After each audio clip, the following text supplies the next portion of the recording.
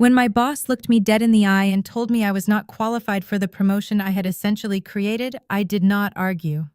I smiled, got in my car, and drove home in silence. 3 days later, I turned my phone back on to 90 missed calls and a company in absolute freefall. My name is Clara. I am 33 years old, and for years I played the role of the dutiful daughter and the relentless corporate workhorse. If you have ever sacrificed your own success just to keep the peace in a toxic family, let me know where you are watching from in the comments below. Hit that like button and subscribe because you will definitely want to hear how the people who tried to bury me ended up digging their own graves, which is exactly why we feel this transition is the best move for the company. Vice President Donovan finished his sentence, his voice echoing in the glass-enclosed boardroom of Apex Tech Solutions. The 55-year-old executive carelessly tossed my flawless annual performance review aside, letting the thick stack of papers slide across the polished mahogany table. I sat completely still, my hands folded in my lap, processing the words that had just left his mouth. "You are incredibly hard-working," Clara Donovan continued, adjusting his expensive tie. "But for the senior director position, we need someone with real leadership vision.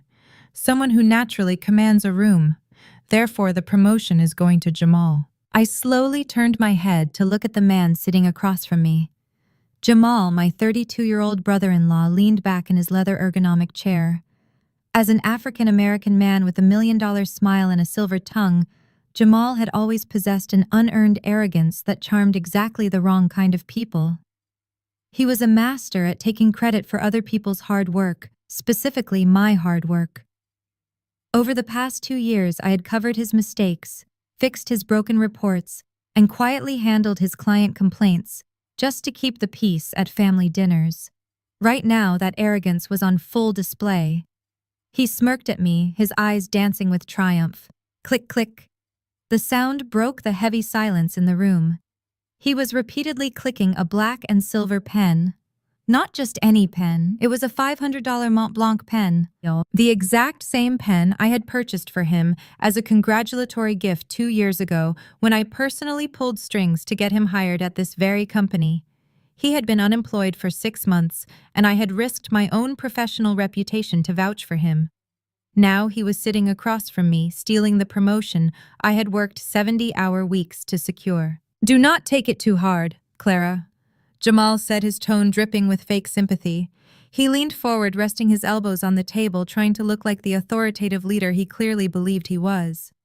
"You are still an essential part of the operation structure.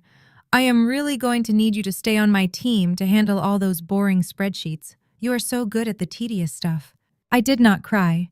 I did not raise my voice or throw a tantrum. Instead, a cold, crystalline clarity washed over me. The puzzle pieces were rapidly snapping together in my mind. This was not just a corporate betrayal. This was a family conspiracy. The echo of a phone call from the previous night suddenly rang loud and clear in my memory. My mother Martha had called me right as I was reviewing my final presentation for this role. Her tone had been urgent, demanding, and utterly devoid of any consideration for my feelings. "Clara," my mother had said through the phone, "you need to step aside on this promotion. Jamal needs this more than you do. Olivia is 29 and pregnant with her first child. They want to buy that new 5-bedroom house in the suburbs, and Jamal needs a higher salary to qualify for the mortgage. You are single. You do not have a family to support. It is your duty to help your sister.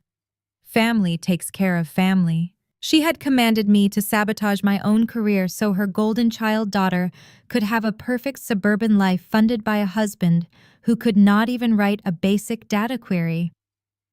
I had refused her demand last night, but clearly my mother had found another way.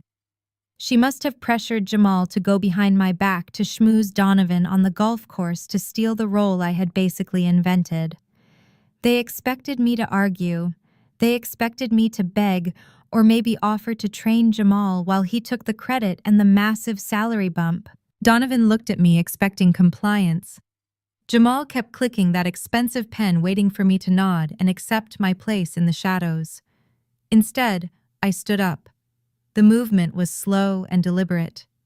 I reached up and unclipped my employee badge from my blazer. The plastic ID card felt light in my hand. I tossed it onto the mahogany table. It landed right on top of my discarded performance review with a sharp smack. I looked directly into Jamal's eyes, watching his smug smile falter just a fraction. Then I looked at Donovan, whose face suddenly registered a flicker of confusion. They believed employees would always accept mistreatment for a paycheck. My family had conditioned them to believe I would always surrender my own happiness to ensure theirs. They were both completely and entirely wrong.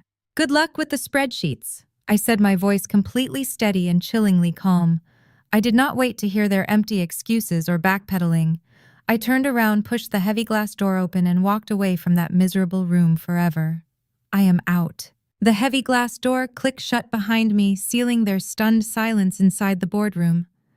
My heels struck the polished concrete floor, setting a sharp and rapid rhythm. I did not run.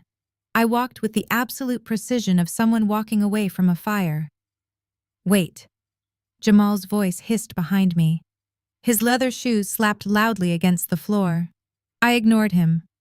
I reached my desk at the center of the bullpen. The entire floor was a sea of gray cubicles and buzzing monitors.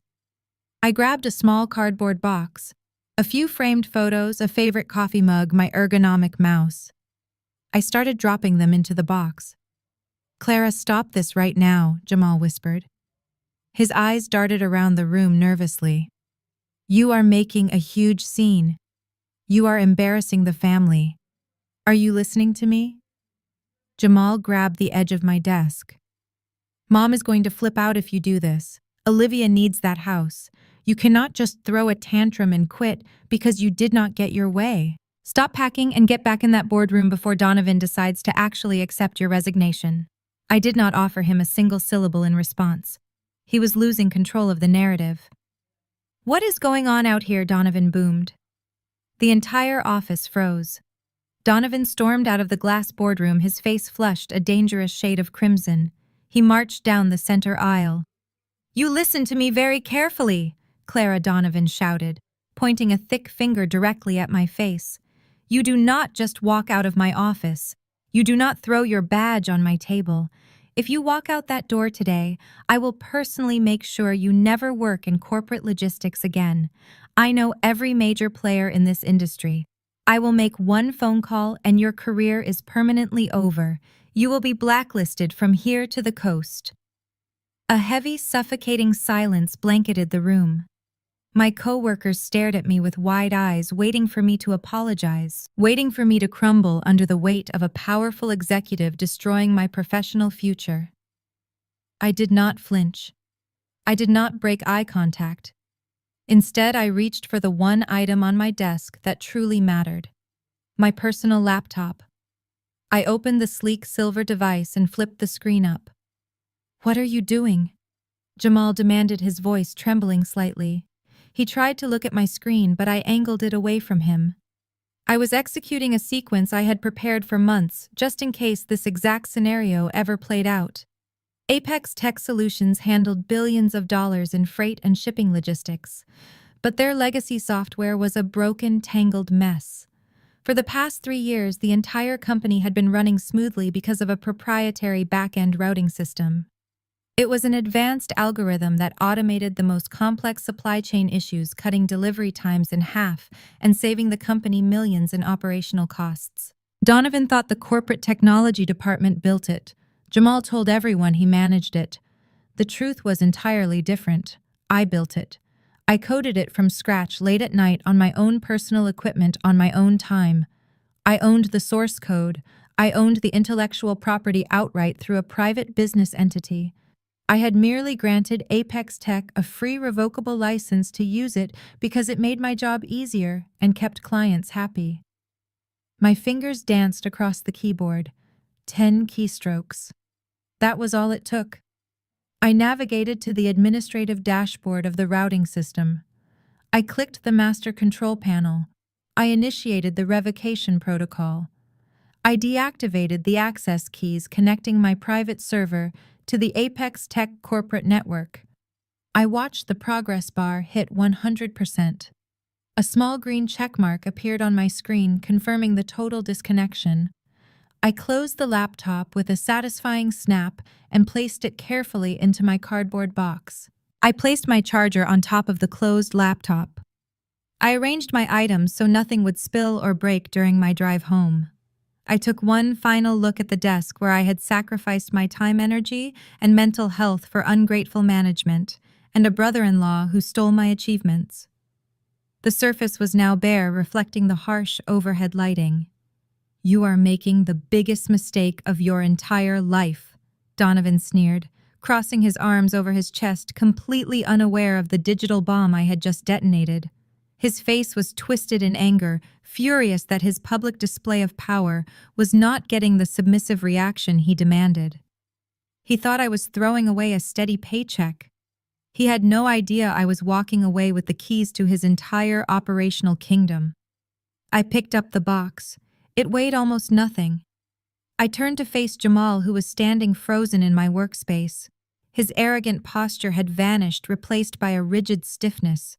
I looked him dead in the eye and gave him a slow, chilling smile. It was a smile completely devoid of warmth, a predatory look that finally made him step back. He suddenly realized he had no idea how to actually do the job he just stole. Without my system, his promotion was totally worthless. I walked past Donovan without a single word. My heels clicked against the concrete floor, echoing loudly in the completely silent room. I kept my head high, my posture perfect. I walked straight to the elevator bank and pressed the down button. The button illuminated with a soft white glow. I watched the digital floor display numbers descend from the penthouse level. The entire office watched me. No one moved. No one spoke. Even the phones seemed to have stopped ringing.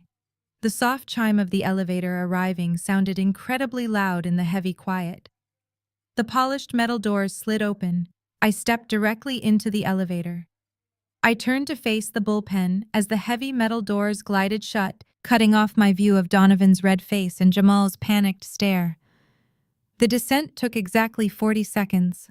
I did not shed a tear. I did not feel panic. Instead, icy relief washed over me.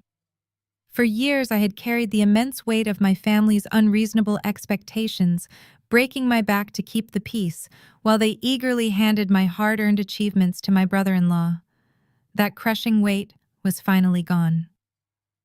I walked out of the Apex Tech building, stepped into the bright afternoon sunlight, and inhaled a breath of fresh air. I climbed into my car, tossed the cardboard box onto the passenger seat, and pulled out my smartphone. The screen was lighting up with incoming calls from human resources and text messages from my mother. Martha was undoubtedly demanding an explanation for why Jamal was frantically texting her about my sudden departure. I did not read a single message. I held the power button down, watched the screen go black, and tossed the device into the glove compartment. I drove home in silence, enjoying the smooth highway traffic. My apartment welcomed me with a quiet serenity I had deeply missed. I kicked off my heels, dropped my blazer on the armchair, and walked into the kitchen. I uncorked a bottle of red wine I had been saving. Today was a special occasion. I poured a glass, grabbed my laptop from my box, and sat down at my kitchen island. The setting sun cast long shadows across the room as I opened my encrypted file system. It was time to review the legal armor I had spent years building. I opened a folder labeled Nexus Freight Dynamics. This was my private, registered corporate entity. I established it 3 years ago when I realized the sheer magnitude of the supply chain inefficiencies at Apex Tech. Back then, I approached Donovan with a proposal to build an automated routing system. He laughed in my face, telling me creating proprietary software was above my pay grade and unnecessary. So I built it anyway. I spent my weekends coding a highly advanced logistical framework that could predict shipping delays, reroute freight trucks in real time, and calculate optimal fuel expenditures. When I finished, I quietly integrated it into my daily workflow to manage my workload. Within 2 months, my department's productivity skyrocketed. Soon, the entire company was relying on the flawless data outputs my system generated. Jamal took credit for the seamless operational flow, claiming his leadership drove the profits. But they never owned the machine. They only enjoyed the results. I had drafted a meticulous software licensing agreement under Nexus Freight Dynamics. The contract granted Apex Tech a free, revocable license to utilize the routing code. Because they never paid me for the software, and I developed it exclusively on my personal hardware outside of company hours, my intellectual property rights were completely airtight. The fine print of the license stated that the creator retained the absolute right to terminate access at any moment without prior warning for any reason whatsoever. By pressing those 10 keystrokes in the bullpen, I had simply exercised my legal right as the sole proprietor of the software. I took a slow sip of my wine. Apex Tech handled hundreds of thousands of active shipping routes every single day. Without my algorithm constantly calculating and correcting the logistics grid, their corporate network was effectively a blind giant running toward a cliff. I closed the laptop, finished my wine, and decided I was going to enjoy a long weekend. For the next 72 hours, I lived in absolute peace. I did not look at a computer screen. I did not check my email. I went for long runs in the nearby park. I read a fictional book from cover to cover. I slept for 8 hours a night, waking up without the crushing anxiety of managing Jamal's incoming disasters or dealing with my mother's manipulative guilt trips. The world outside my apartment continued to spin, but my personal universe was calm. Monday morning arrived with bright sunshine pouring through my bedroom blinds. I stretched, made a cup of coffee, and decided the blackout period was officially over. It was time to see the damage. I retrieved my phone from the glove compartment of my car and plugged it into the charger in my kitchen. I pressed the power button and waited for the device to boot up. The moment the screen illuminated, the phone seized up. It began vibrating violently against the granite countertop, emitting a relentless barrage of notification chimes. The screen exploded with a chaotic flood of red alerts. I picked up the device and looked at the lock screen. 90 missed calls, 154 text messages. The notifications painted a picture of corporate devastation. There were 20 calls from Donovan alone. There were 30 calls from Jamal. The rest were from frantic executives, board members, and my hysterical parents. I scrolled through the text messages. Clara, the entire freight network is down. Call me immediately. This is Donovan. What did you do to the system? We are losing millions. Pick up the phone. Clara, please. The clients are pulling their contracts. You have to fix this. How could you do this to your family? Jamal is crying in his office. Apex Tech's nationwide network had collapsed. Trucks were stranded at distribution centers without routing orders. Major corporate clients were flying blind. The company was bleeding money by the minute, and the executives were in panic mode. My brother-in-law, the newly minted senior director of operations, had been exposed as a fraud who could not even turn the lights back on. I took a sip of my coffee, feeling a deep sense of satisfaction. The snowball had officially started rolling down the mountain, and it was about to crush every person who had taken me for granted. Before I could even set my coffee mug down on the counter, a violent pounding echoed through my apartment. The knocking was not polite or hesitant. It was a frantic, aggressive hammering against the wood, loud enough to rattle the picture frames hanging in my hallway. I glanced at the digital clock on my microwave. It was barely 8 in the morning. Nobody visits unannounced at this hour unless they are selling something or desperate. Judging by the digital carnage on my phone screen, I knew exactly which category my visitors fell into. I walked to the front door, my bare feet silent against the hardwood floor. I did not bother looking through the peephole. I reached out, turned the deadbolt, and pulled the door open. My entire toxic family stood in the hallway looking like a mob preparing to storm a castle. My sister Olivia stood near the back, heavily pregnant and clutching her designer handbag with white knuckles. My mother Martha and my father Richard flanked the doorway, their faces drawn tight with anger and exhaustion. But the person leading the charge was Jamal. Before I could even offer a greeting, Jamal shoved past me. He did not ask for permission to enter my home. He simply barged into my sanctuary, bringing the frantic energy of a collapsing corporate empire right into my living room. My parents and Olivia filed in right behind him, forming a wall of hostility in my entryway. Jamal was completely unrecognizable from the smug, tailored executive who had smirked at me in the glass boardroom just 3 days ago. His expensive suit jacket was wrinkled and stained with spilled coffee. His tie hung loosely around his neck, the knot pulled down in sheer panic. His eyes were bloodshot from a severe lack of sleep, and beads of sweat glistened on his forehead. He was not acting like a senior director of operations. He was acting like a man who was watching his entire life burn to the ground. "Fix it!" Jamal screamed, his voice cracking as he paced across my living room rug. "You need to fix it right now, Clara. Turn the system back on. Give me the administrative passwords." I closed the front door calmly, leaning back against the solid wood. I crossed my arms over my chest and watched him panic. "Fix what?" Jamal, I asked, keeping my voice completely level. "I no longer work at Apex Tech Solutions. Your operational problems are exactly that. Your problems. Do not play games with me!" Jamal yelled, pointing a trembling finger at my face. "The entire freight network is completely dead.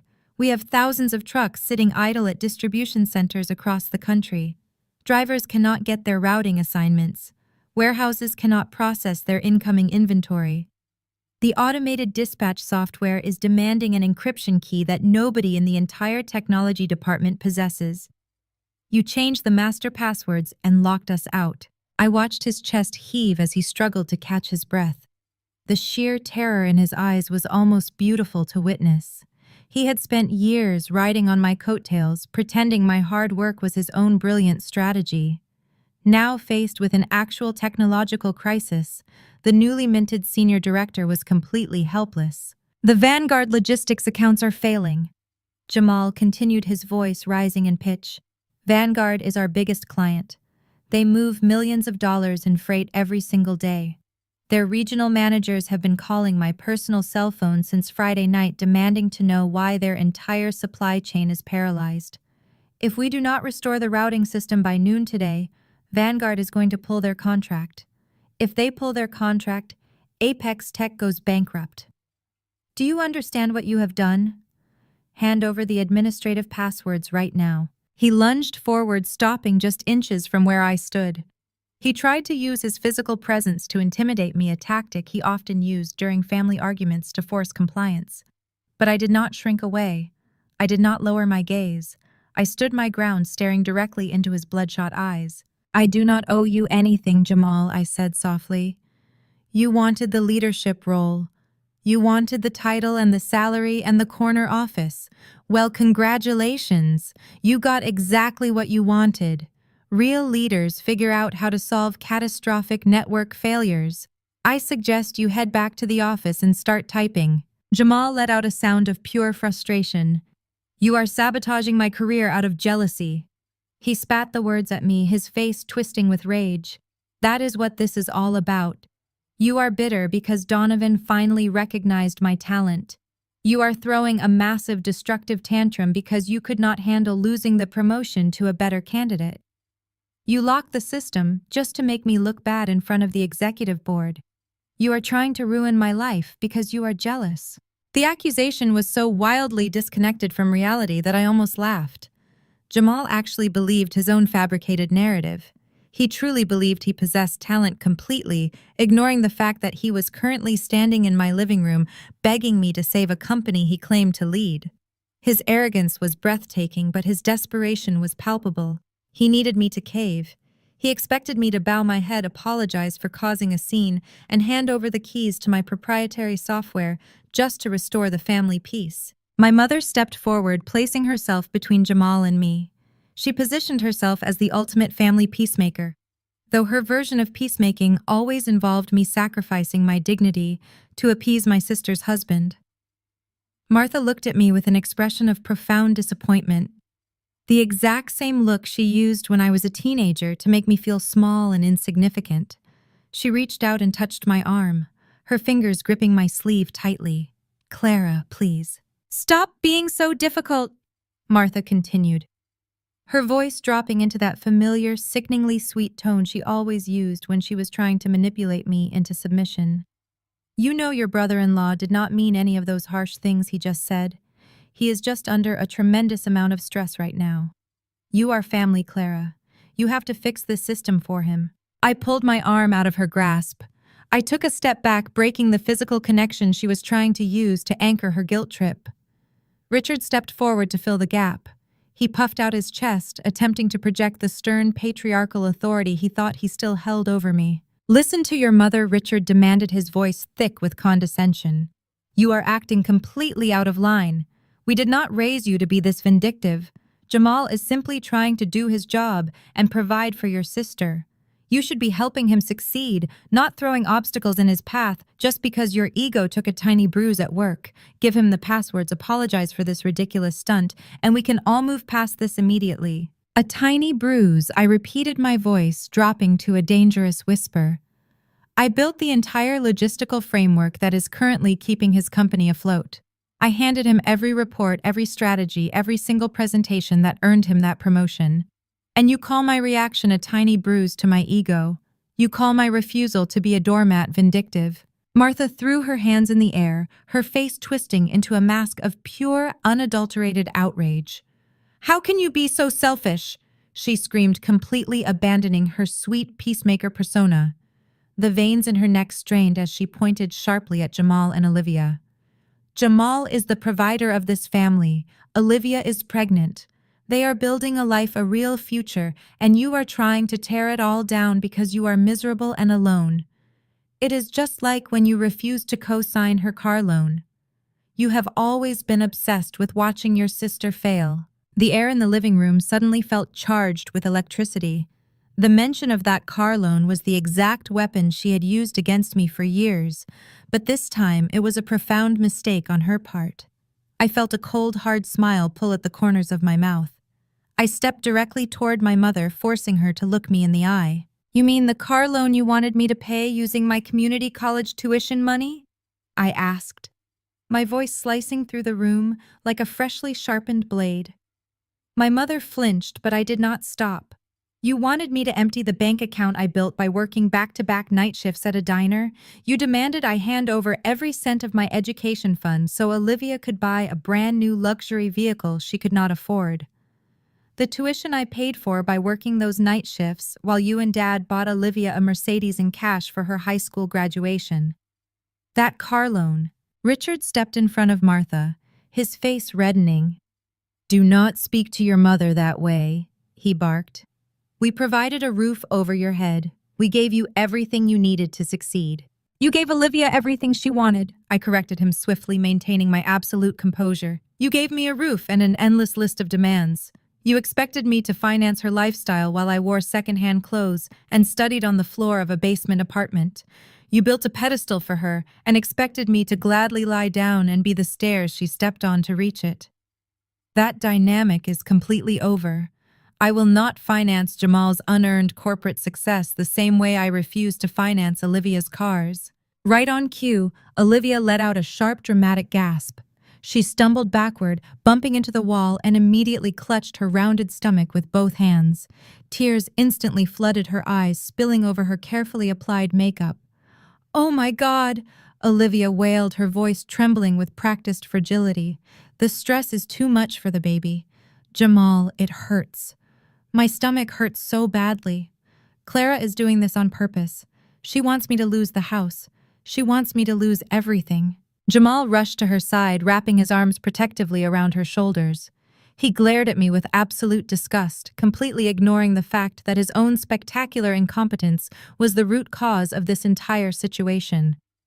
Look at what you are doing to your pregnant sister, Jamal shouted, his voice echoing loudly off my apartment walls. You are a monster, Clara, a cold, bitter monster. Oh. Martha rushed to Olivia's other side, rubbing her back and making soothing noises. We need to get her out of here, Martha said frantically. The negative energy in this room is toxic. Clara, I hope you are happy with yourself. You are destroying this family. I stood my ground in the center of my living room, watching their theatrical performance unfold. It was the exact same script they had followed my entire life. Make an unreasonable demand, accuse me of selfishness when I refuse, and then have Olivia play the fragile victim to force my compliance through overwhelming guilt. For 33 years, it had worked flawlessly. Every single time she cried, every single time they called me selfish, I would eventually cave. I would write the check, do the homework, fix the spreadsheet, step aside, and apologize for existing. But not today. Today, the script was being rewritten, and I was the one holding the pen. The guilt trip that used to paralyze me now felt completely powerless, entirely transparent, and deeply pathetic. I looked at Olivia, who was peering at me from behind her hands, waiting for me to break. I turned my back on her performance and walked directly into my kitchen. I picked up my coffee mug from the granite counter. The ceramic was still pleasantly warm against my palms. I brought the rim to my lips and took a long, slow sip. The rich, dark roast grounded me. The frantic yelling, the manufactured tears, and the aggressive posturing happening in my living room felt like a poorly written television show playing at a low volume. I was completely unfazed. The chaotic energy they brought into my home bounced off my absolute calm. I walked back out from the kitchen and stood leaning against the island, holding my mug with both hands. I watched my mother stroke Olivia's hair, while my father continued to glare at me with righteous indignation. Jamal was still holding my sister, murmuring comforting words while shooting me venomous looks over her shoulder. They were all waiting for my capitulation. They expected me to panic at the sight of Olivia in distress. "Are you quite finished?" I asked. My voice did not echo or shout. It cut through their noise with the precision of a scalpel. My father opened his mouth to launch into another tirade about family loyalty, but I held up a single authoritative finger. The gesture was so sharp and unexpected that it actually silenced him. "Since we are all gathered here today to discuss Jamal's thriving career, let us talk about his actual qualifications," I said, maintaining my relaxed posture against the kitchen island. "Let us talk about the newly appointed Senior Director of Operations." I looked directly at my parents, who were suddenly looking very confused. Over the past 2 years, Jamal has not produced a single original piece of data analysis. Every quarterly report he presented to the executive board was generated using my custom Excel templates. Every single one. If you ask him to build a pivot table right now, he will break out in a cold sweat. If you ask him to explain the supply chain bottlenecks in the Midwest corridor, he will recite the exact summary paragraph I typed for him on Tuesday. Jamal stepped away from Olivia, his face turning an alarming shade of gray. "Clara, shut your mouth!" he demanded, his voice cracking with panic.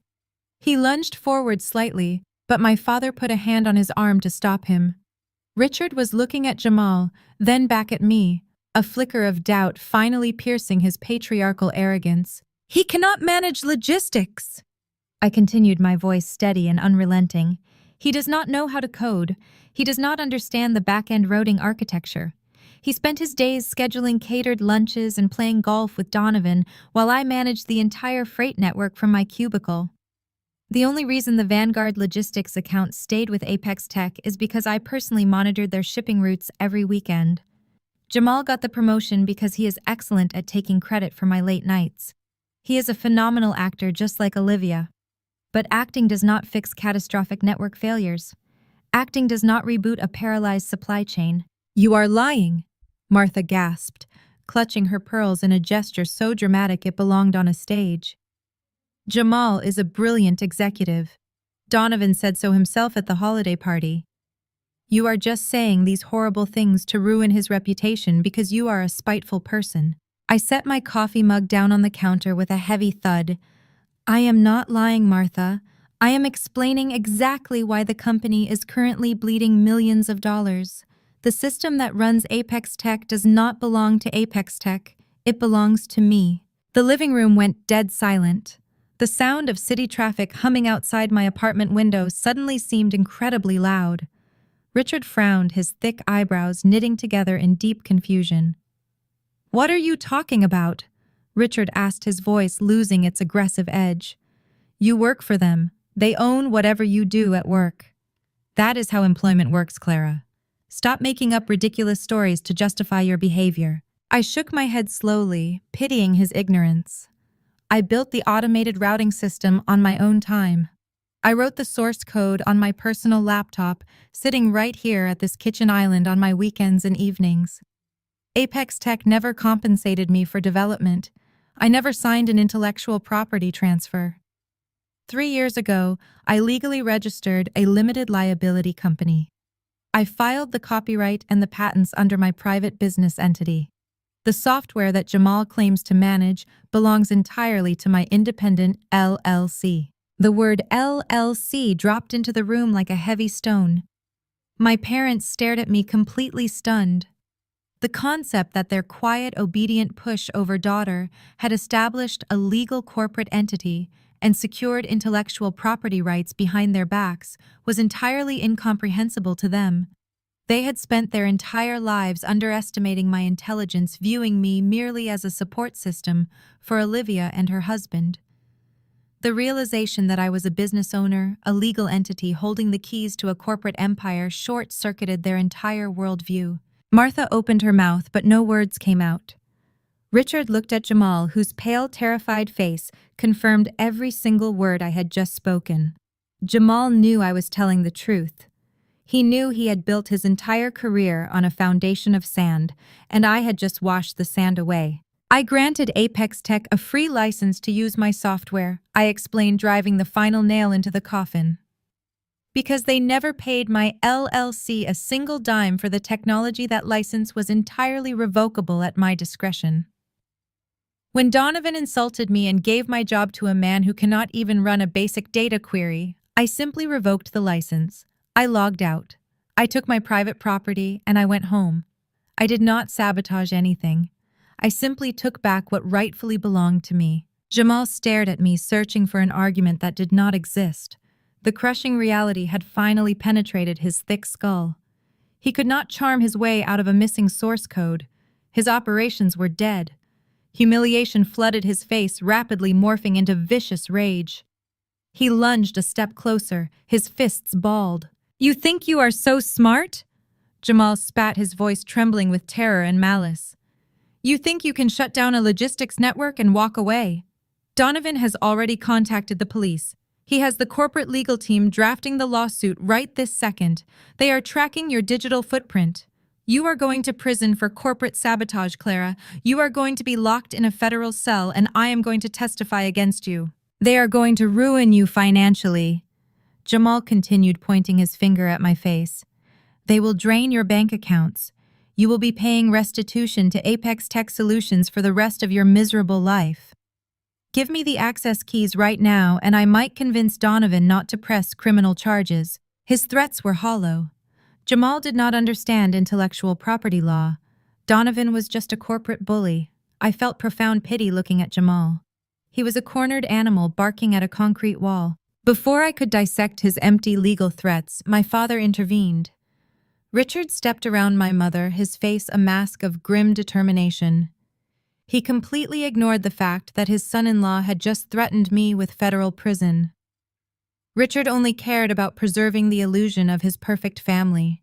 "Clara, listen to me," Richard demanded, his voice dropping into a dangerous register. "I do not care about your little software company. I do not care who wrote the code or who deserves the credit. This has gone far enough. Go into your bedroom, bring out your laptop, and hand it over to Jamal. You will do it right now for the good of the family name. We will not have our reputation dragged through the mud because of your selfish behavior." He was entirely willing to force me to surrender a multi-million-dollar asset just to save face at the country club. He wanted me to hand over my private property to a man who had actively stolen my career progression. "I am not handing over my laptop." I stated, my tone dangerously calm. "You will do as you are told," Richard roared, taking a heavy step toward me. He reached his hand out, fully expecting me to flinch and obey the patriarchal command he had utilized to control me for 33 years. "Hand over the machine right now, or you will regret it." I did not flinch. I did not argue the legalities of corporate sabotage with men who refused to understand the law. I simply reached into my pocket and pulled out my smartphone. I kept my eyes locked on my father as I unlocked the screen. The family watched me, a sudden wave of uncertainty rippling through their aggressive formation. They expected tears. They expected an argument. They did not expect absolute icy detachment. I tapped the phone app. I deliberately pressed the number 9, then the number 1, then the number 1 again. I held the illuminated screen up so my father, my mother Olivia, and Jamal could clearly see the 3 digits typed on the display. I hovered my thumb directly over the green call button. "You have exactly 30 seconds to get out of my home before I report a break-in," I said, my voice cutting through the tension like breaking glass. "I will tell the dispatcher that 4 hostile individuals have forced their way into my apartment, that they are threatening me, and that I fear for my physical safety. The police station is 3 blocks away. They will be here in less than 5 minutes." Martha gasped, grabbing Richard's arm. "Clara, you would not dare call the police on your own parents." "Try me," I replied, my thumb hovering less than an inch from the button. 20 seconds. The shift in the room was instantaneous. The arrogant entitlement completely vanished, replaced by sheer panic. My parents had spent their entire lives cultivating a spotless public image. The mere thought of being escorted out of a residential building in handcuffs by uniformed police officers was a nightmare they could not stomach. "Let us go!" Richard snapped, grabbing Martha by the elbow and shoving her toward the front door. "She is completely unhinged. She has lost her mind." Olivia let out another dramatic wail, clinging to Jamal's arm as they scrambled toward the exit. "You are a terrible sister," Olivia cried. Her face twisted in genuine fury now that her victim routine had completely failed. "I hope you rot in that apartment. I hope Donovan destroys you." Jamal glared at me with pure venom as he backed out of the doorway. "This is not over, Clara," he threatened, his voice shaking. "You are going to pay for this. You are going to lose everything." 10 seconds, I counted aloud, never taking my eyes off them. They stumbled out into the hallway, a chaotic mess of cursing, crying, and panicked retreats. Richard slammed my front door shut behind them, so hard the walls vibrated. I stood in my living room listening to their frantic footsteps echoing down the corridor, followed by the distant ding of the elevator arriving. I lowered my phone and deleted the numbers from the screen. The apartment was finally silent again. The invasion was over.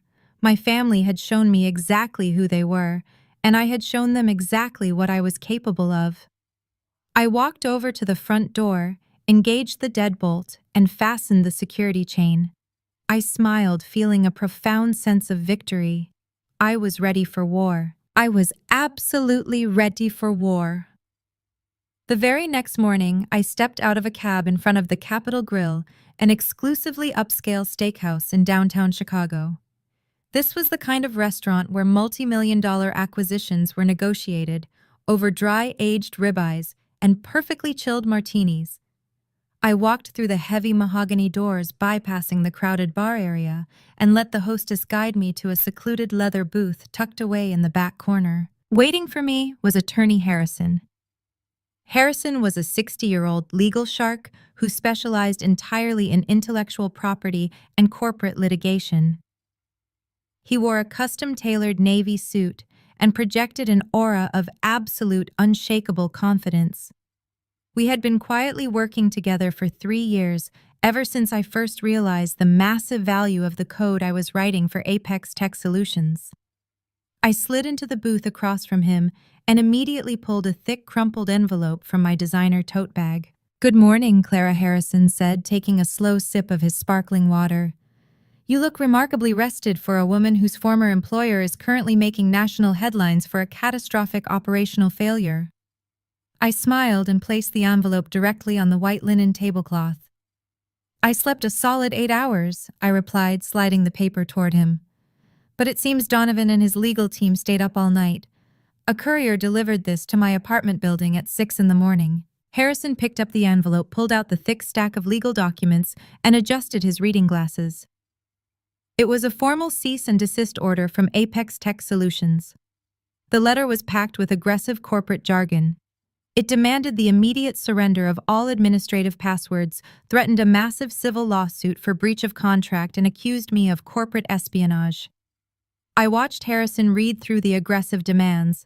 I expected him to frown, or perhaps take out a pen to highlight the legal threats. Instead, Harrison threw his head back and laughed. It was a rich, booming laugh that caused a nearby waiter to glance over in our direction. Harrison tossed the document back onto the table like it was a piece of trash. "This is absolutely pathetic," Harrison said, chuckling as he took off his glasses. "This entire document is nothing but corporate posturing and hot air. Donovan is terrified, and his legal team is grasping at straws. They have absolutely zero legal ground to stand on, and they know it." I leaned forward, resting my arms on the table. "Are you absolutely certain the intellectual property filings are watertight?" I asked, needing the verbal confirmation to calm the residual adrenaline from yesterday's home invasion. "Clara, your paperwork is ironclad," Harrison assured me, his tone shifting to absolute professional certainty. "When we registered Nexus Freight Dynamics 3 years ago, we filed comprehensive patents and secured federal copyrights for every single line of source code you generated. We documented the timestamps proving you built the architecture on your personal servers using your own hardware strictly outside of your contracted working hours at Apex Tech. You never signed a non-compete agreement that claimed secondary developments, and you never signed an IP transfer clause. You own the software outright. Apex Tech was operating strictly on a free, revocable end-user license agreement. When you revoked that license, you were simply closing the door to your own private property." I let out a slow breath. "Donovan threatened to have me arrested for corporate sabotage," I said, recalling the red-faced vice president screaming in the bullpen. "He told my brother-in-law I was going to federal prison." Harrison waved his hand dismissively. "Donovan is a corporate bully who is used to terrifying entry-level employees with empty threats.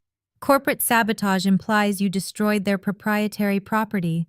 You did not destroy anything. You simply stopped giving them your property for free. There is no judge in this country who would indict you for locking the front door of your own house." The waiter arrived, dropping off 2 cups of black coffee before discreetly walking away. Harrison leaned in closer, dropping his voice to a conspiratorial whisper. "The real issue here is not what you did to them, Clara. The real issue is what they are currently trying to do to you." He reached into his leather briefcase and pulled out a manila folder, setting it squarely between us. "I have been monitoring the server logs on the Nexus Freight Dynamics backend since you initiated the lockout protocol," Harrison explained. "Apex Tech is bleeding millions of dollars today.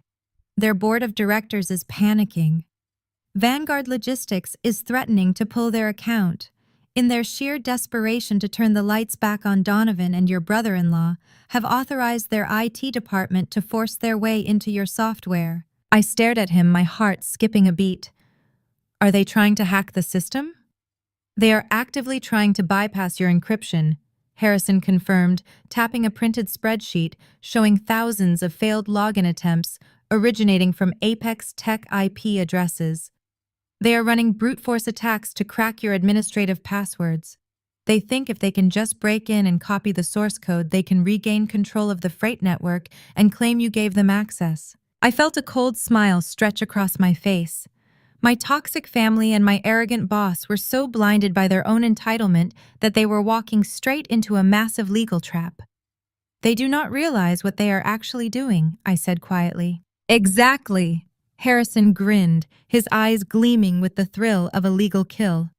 "By actively attempting to breach your private servers, Apex Tech is no longer just violating a software license. They are currently committing a felony under the Computer Fraud and Abuse Act. They are actively engaging in federal copyright infringement. You did not break the law. They did." Harrison paused, letting the magnitude of that reality sink in. He leaned back against the plush leather booth, the victorious energy evaporating into a heavy, suffocating seriousness. He reached into his briefcase again, withdrawing a thick black folder sealed with a tamper-evident security tag. He placed it onto the tablecloth with care, treating it like a loaded weapon. "We have a much larger problem," Harrison said. "While monitoring the brute force attacks yesterday, I ran a forensic diagnostic on the server logs you secured before leaving Apex Tech. I wanted to ensure we had a perfect, untampered snapshot of the entire operational history, just in case Donovan tried to fabricate data against you. I stared at the black folder. My mouth went dry. A chill crawled up my spine, unrelated to the restaurant air conditioning. "What did you find?" I asked, my voice barely above a whisper. Harrison broke the security seal and opened the folder. He slid a stack of dense, highlighted financial routing logs across the table. I looked down at the numbers. At first glance, it looked like standard freight billing data. But as my eyes adjusted to the columns, I realized I was looking at something entirely different. These were shadow transactions. They were buried deep within the automated billing cycle for Vanguard Logistics, our largest and most lucrative client. "Your brother-in-law was not just taking credit for your late nights and brilliant spreadsheets," Harrison explained, pointing his expensive pen at a specific cluster of highlighted numbers. "Jamal has been extremely busy over the past 6 months. He has been quietly embedding ghost invoices into the Vanguard Logistics supply chain. Every time your software successfully routed a massive shipment and generated an invoice, Jamal manually intercepted the billing process on the back end. He shaved microscopic fractions of pennies off individual transit costs and redirected those hidden margins." I felt the blood drain from my face. I grabbed the papers and pulled them closer. The numbers danced before my eyes. Jamal was embezzling. The golden boy of the family, the man who demanded respect and obedience, was a common thief. But he was not stealing small amounts. The massive volume of freight Vanguard Logistics moved daily meant those microscopic fractions added up to an astronomical figure. He has been siphoning the money into a holding account hidden within the Apex Tech corporate structure. Harrison continued, his tone clinical and precise. Over the last 6 months, he has accumulated exactly $1.2 million. It is currently sitting in a digital vault, waiting to be transferred out of the company. My hands started to shake. $1.2 million. If Vanguard Logistics discovered this massive theft, they would not just pull their contract. They would destroy Apex Tech. They would launch a federal investigation. Everyone involved in the account management would be subjected to criminal scrutiny. That included me. "Where is the money going?" I demanded, my mind racing through the catastrophic implications. "That is the terrifying part," Harrison said. "I tracked the destination code attached to the holding vault. It is a one-way routing sequence programmed to dump the entire $1.2 million into an untraceable offshore account based in the Cayman Islands." But he could not execute the final transfer. "Why not?" I asked, staring at the damning evidence. "Because he lacked the executive security clearance," Harrison replied. "And that brings us to the real reason you were denied your promotion on Monday morning." The realization hit me with the force of a speeding freight train. The glass boardroom. Donovan tossing my perfect performance review aside. Jamal smirking as he clicked his Mont Blanc pen. My mother calling me the night before, aggressively demanding that I step aside for the good of the family. The puzzle pieces shifted, forming a new, incredibly sinister picture. Jamal did not need the senior director position for the prestige. He did not need it for the corner office or the salary bump to buy Olivia her suburban dream house. He needed the promotion because the senior director title came with a level 5 executive security clearance. He needed that specific administrative access to bypass the final financial firewall and wire the embezzled $1.2 million to his offshore account. But that was not even the darkest part of his plan. Harrison leaned forward, his eyes locking onto mine.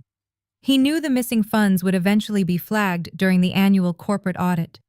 He needed a scapegoat. He needed a catastrophic failure to hide his tracks, and he needed a target to take the blame. I stared at the paperwork in absolute horror. He was going to frame me. Harrison nodded slowly. Once he secured the promotion and transferred the money, he planned to initiate a system crash within your proprietary routing software.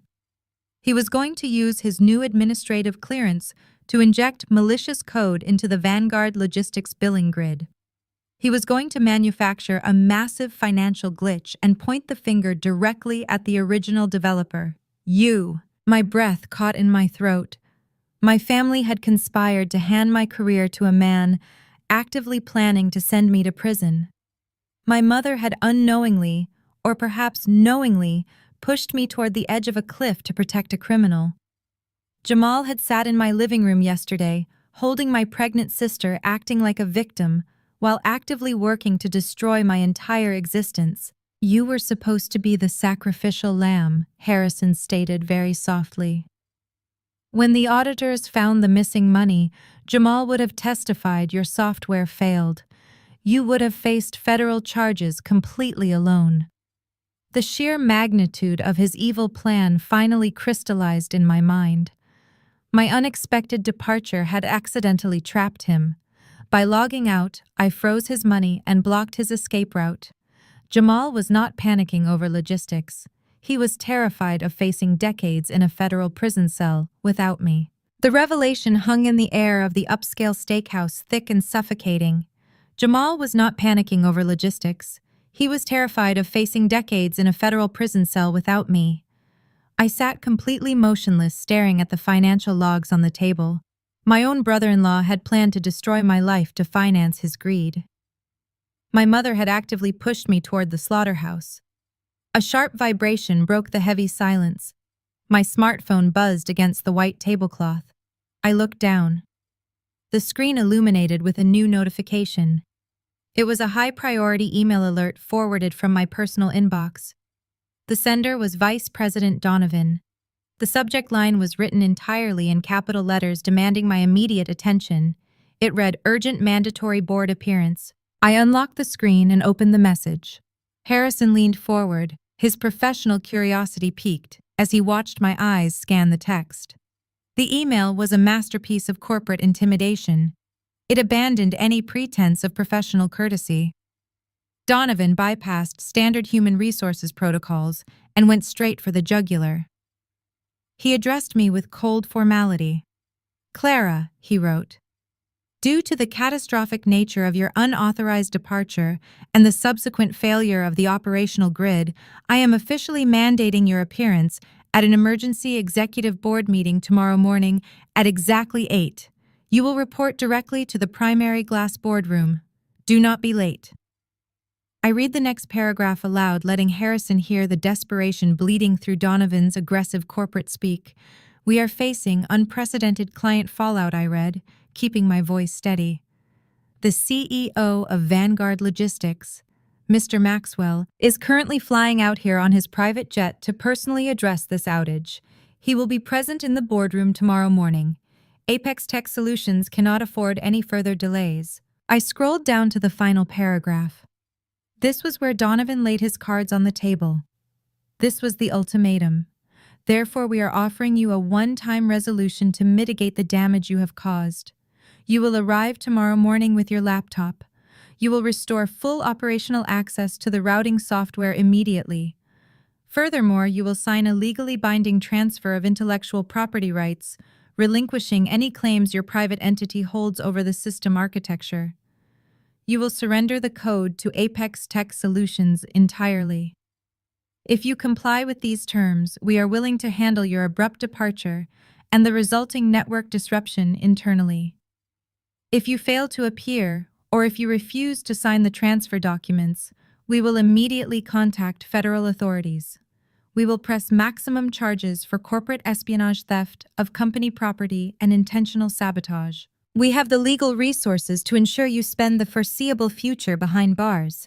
The choice is yours." I finished reading and slid the phone across the table to Harrison.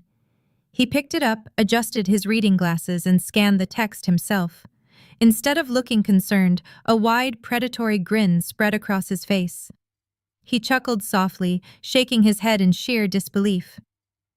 "This is incredible," Harrison said, tapping the phone screen with his index finger. "Donovan is completely oblivious to the embezzlement. He thinks this is just a disgruntled former employee holding a software license hostage. He has absolutely no idea that his newly appointed senior director is secretly trying to rob his biggest client blind. And to make matters even better, Donovan just put an extortion attempt in writing." I looked at the digital threat. Donovan was trying to force my hand by dangling my freedom in front of me. He genuinely believed I would be terrified of a police investigation. He assumed I would run back to the office, hand over my multi-million-dollar software, and beg for mercy, just to avoid a fabricated criminal charge. He thought I was weak. He thought the combined pressure of a furious CEO and a corporate legal team would break me. He is using Vanguard Logistics as a weapon to intimidate me, I pointed out, leaning back against the leather booth. Donovan wants me to walk into that room and face the wrath of CEO Maxwell. He wants me to take the blame for the dead network right in front of the client. Then once I sign over the software out of sheer panic, Jamal can use his new security clearance to quietly finalize the transfer of the stolen $1.2 million. They get the software, Jamal gets the money, and I leave with nothing but a ruined reputation. Harrison closed the black folder containing the embezzlement proof and handed it to me. They have set a trap, he agreed. But they built it on a foundation of absolute ignorance. They do not realize you have the server logs. They do not realize we know about the offshore account. And they certainly do not realize that their extortion email is the final piece of evidence we need to prove gross managerial negligence on Donovan's part. I placed the folder carefully into my designer tote bag. The documents felt heavy, carrying the power to detonate multiple careers and shatter my toxic family. Tomorrow morning is going to be a bloodbath, I said softly. Harrison signaled the waiter for the check. It will be an execution, he corrected me. We are going to let them set the stage. We are going to let Donovan make his demands. We will let Jamal sit there in his expensive suit believing he has won. And then we are going to drop the hammer. But Clara, you need to be prepared. When we walk into that boardroom tomorrow, there is no turning back. You will be destroying your brother-in-law in front of his employers and his most lucrative client. The fallout will hit your family like a massive tidal wave. Are you completely ready for that specific level of permanent collateral damage? I picked up my purse and smiled. I crossed that line 3 days ago. I left the upscale steakhouse with the thick black folder secured safely in my tote bag. The afternoon sun cast long shadows across the pavement. I hailed a cab and headed back to my apartment.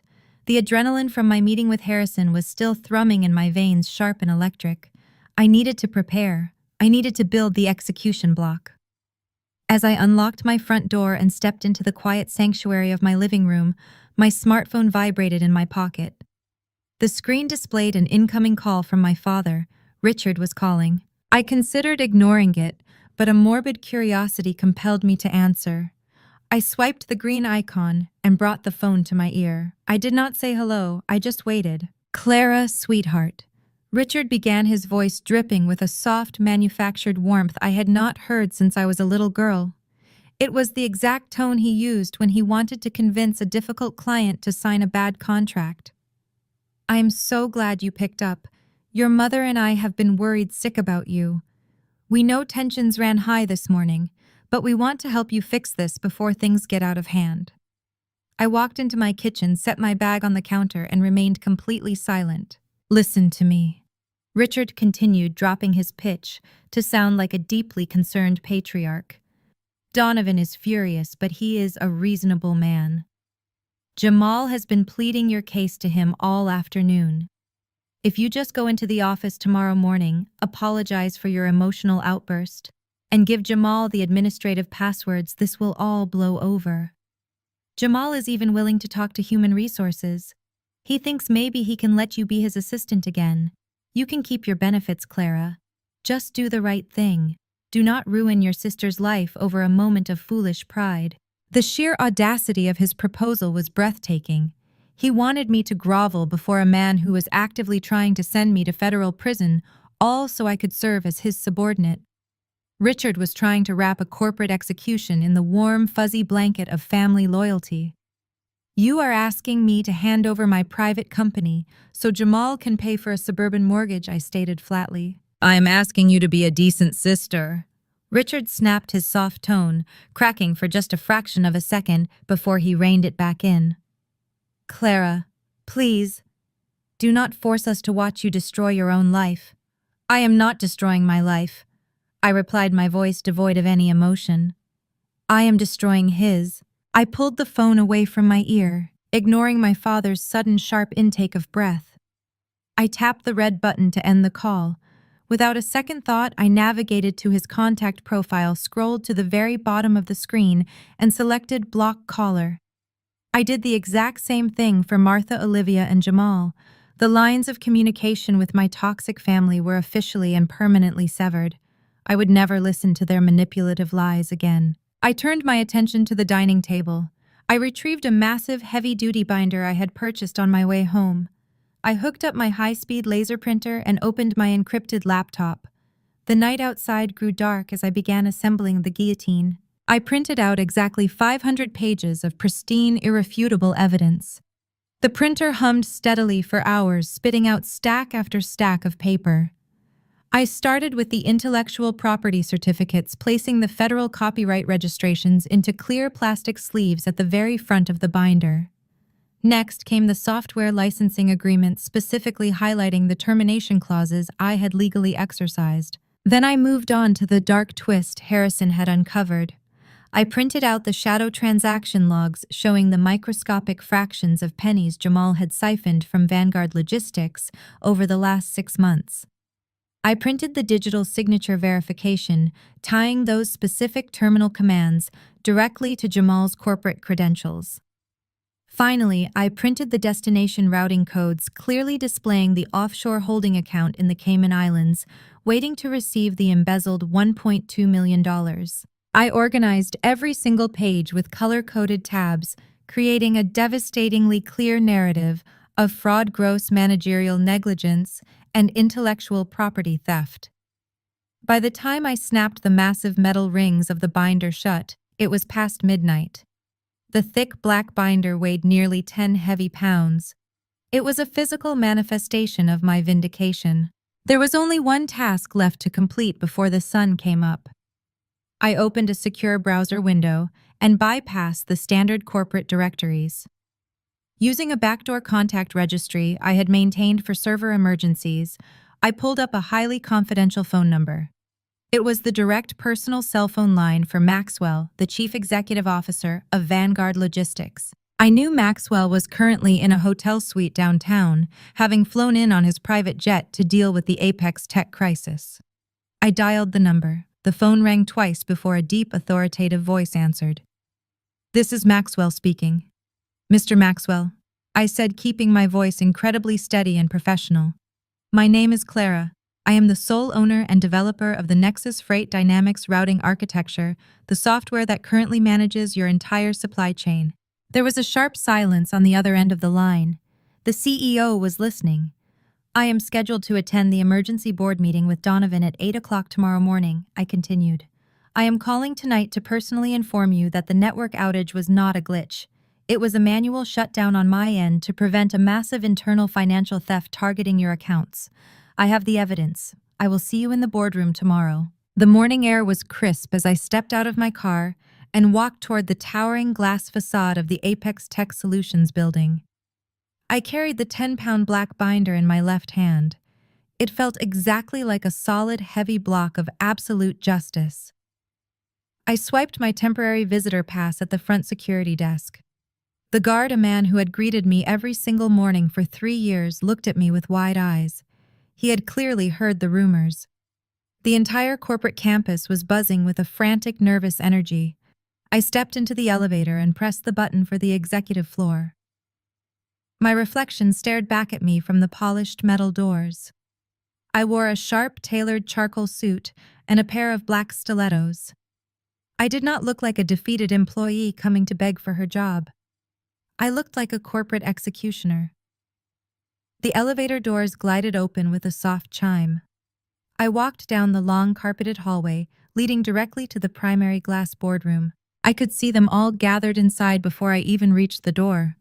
The tension in the space was visible, radiating through the transparent walls. I slowly pushed the heavy glass door open and stepped inside the lion's den. The atmosphere in this room hit me instantly. It was thick with hostility and suffocating arrogance. The long mahogany table was surrounded by the most powerful people in the company. Vice President Donovan sat near the head of the table, his face flushed, projecting the aggressive aura of a man who believed he held all the winning cards. Flanking him were three men in identical dark suits. The Apex Tech corporate legal team. They had their legal pads open, pens poised ready to draft the terms of my unconditional surrender. Several other executive board members sat along the sides watching me with expressions of sheer contempt. They viewed me as nothing more than a rogue employee who had thrown a tantrum and caused a massive financial headache. They thought they were about to witness my absolute destruction. They thought I was going to cry and plead for mercy. They were preparing to watch Donovan rip my career into tiny shreds. And then there was Jamal. My brother-in-law sat directly across from Donovan. He was practically vibrating with smug satisfaction. Jamal was wearing a brand new, perfectly tailored navy blue suit. The fabric looked incredibly expensive. He must have purchased it over the weekend prematurely, spending the massive salary increase he thought he had secured by stealing my promotion. He leaned back in his plush leather chair with his ankles casually crossed. He held a ceramic coffee cup in one hand and his expensive Mont Blanc pen in the other. He clicked the pen twice. It was the exact same pen he had clicked in my face when he stole my job. When I walked through the door, his eyes locked onto mine. He gave me a slow, victorious smirk. He truly believed he had me completely cornered. Jamal thought my presence in this room meant I had caved to my father's manipulation and Donovan's legal threats. He assumed I was carrying my personal laptop in my bag, ready to plug it in, restore the routing network, and sign away my intellectual property just to stay out of federal prison. He thought he was about to become the hero who saved the Vanguard logistics account, while I would be demoted back to his silent, obedient assistant. The absolute delusion radiating from him was almost impressive. He looked at my black binder, assuming it was a printed apology or a desperate list of demands I hoped they would grant. He did not know that his entire life was printed on those 500 pages. He did not know that his offshore account numbers were waiting inside that black cover. Donovan cleared his throat loudly, demanding the room's attention. The murmurs died down instantly. He gestured toward a single empty chair positioned at the very opposite end of the long table. It was the seat traditionally reserved for subordinates facing severe disciplinary action. It was a position of extreme weakness meant to make the person sitting there feel small and surrounded by enemies. "Sit down," Clara Donovan ordered, his tone flat and uncompromising. "We have a massive operational crisis to resolve and my patience is entirely depleted. You have caused a phenomenal amount of damage to this organization, and we are going to fix it right now." The corporate lawyers stared at me with predatory eyes. The board members shifted in their seats, crossing their arms and waiting for the execution to begin. Jamal took a slow, arrogant sip of his coffee, waiting for me to pull out the chair and submit to their authority. He gave me a tiny condescending nod, urging me to obey the man who was threatening my freedom. I did not move toward the empty seat. I did not break eye contact with Donovan. I did not show a single ounce of fear or hesitation. Instead, I walked deliberately toward the head of the table. My stilettos clicked loudly against the floor, a steady, unyielding rhythm that disrupted their perfectly planned intimidation tactic. I stopped right next to the empty space where the CEO of Vanguard Logistics was meant to sit. I placed my heavy black binder onto the polished mahogany wood.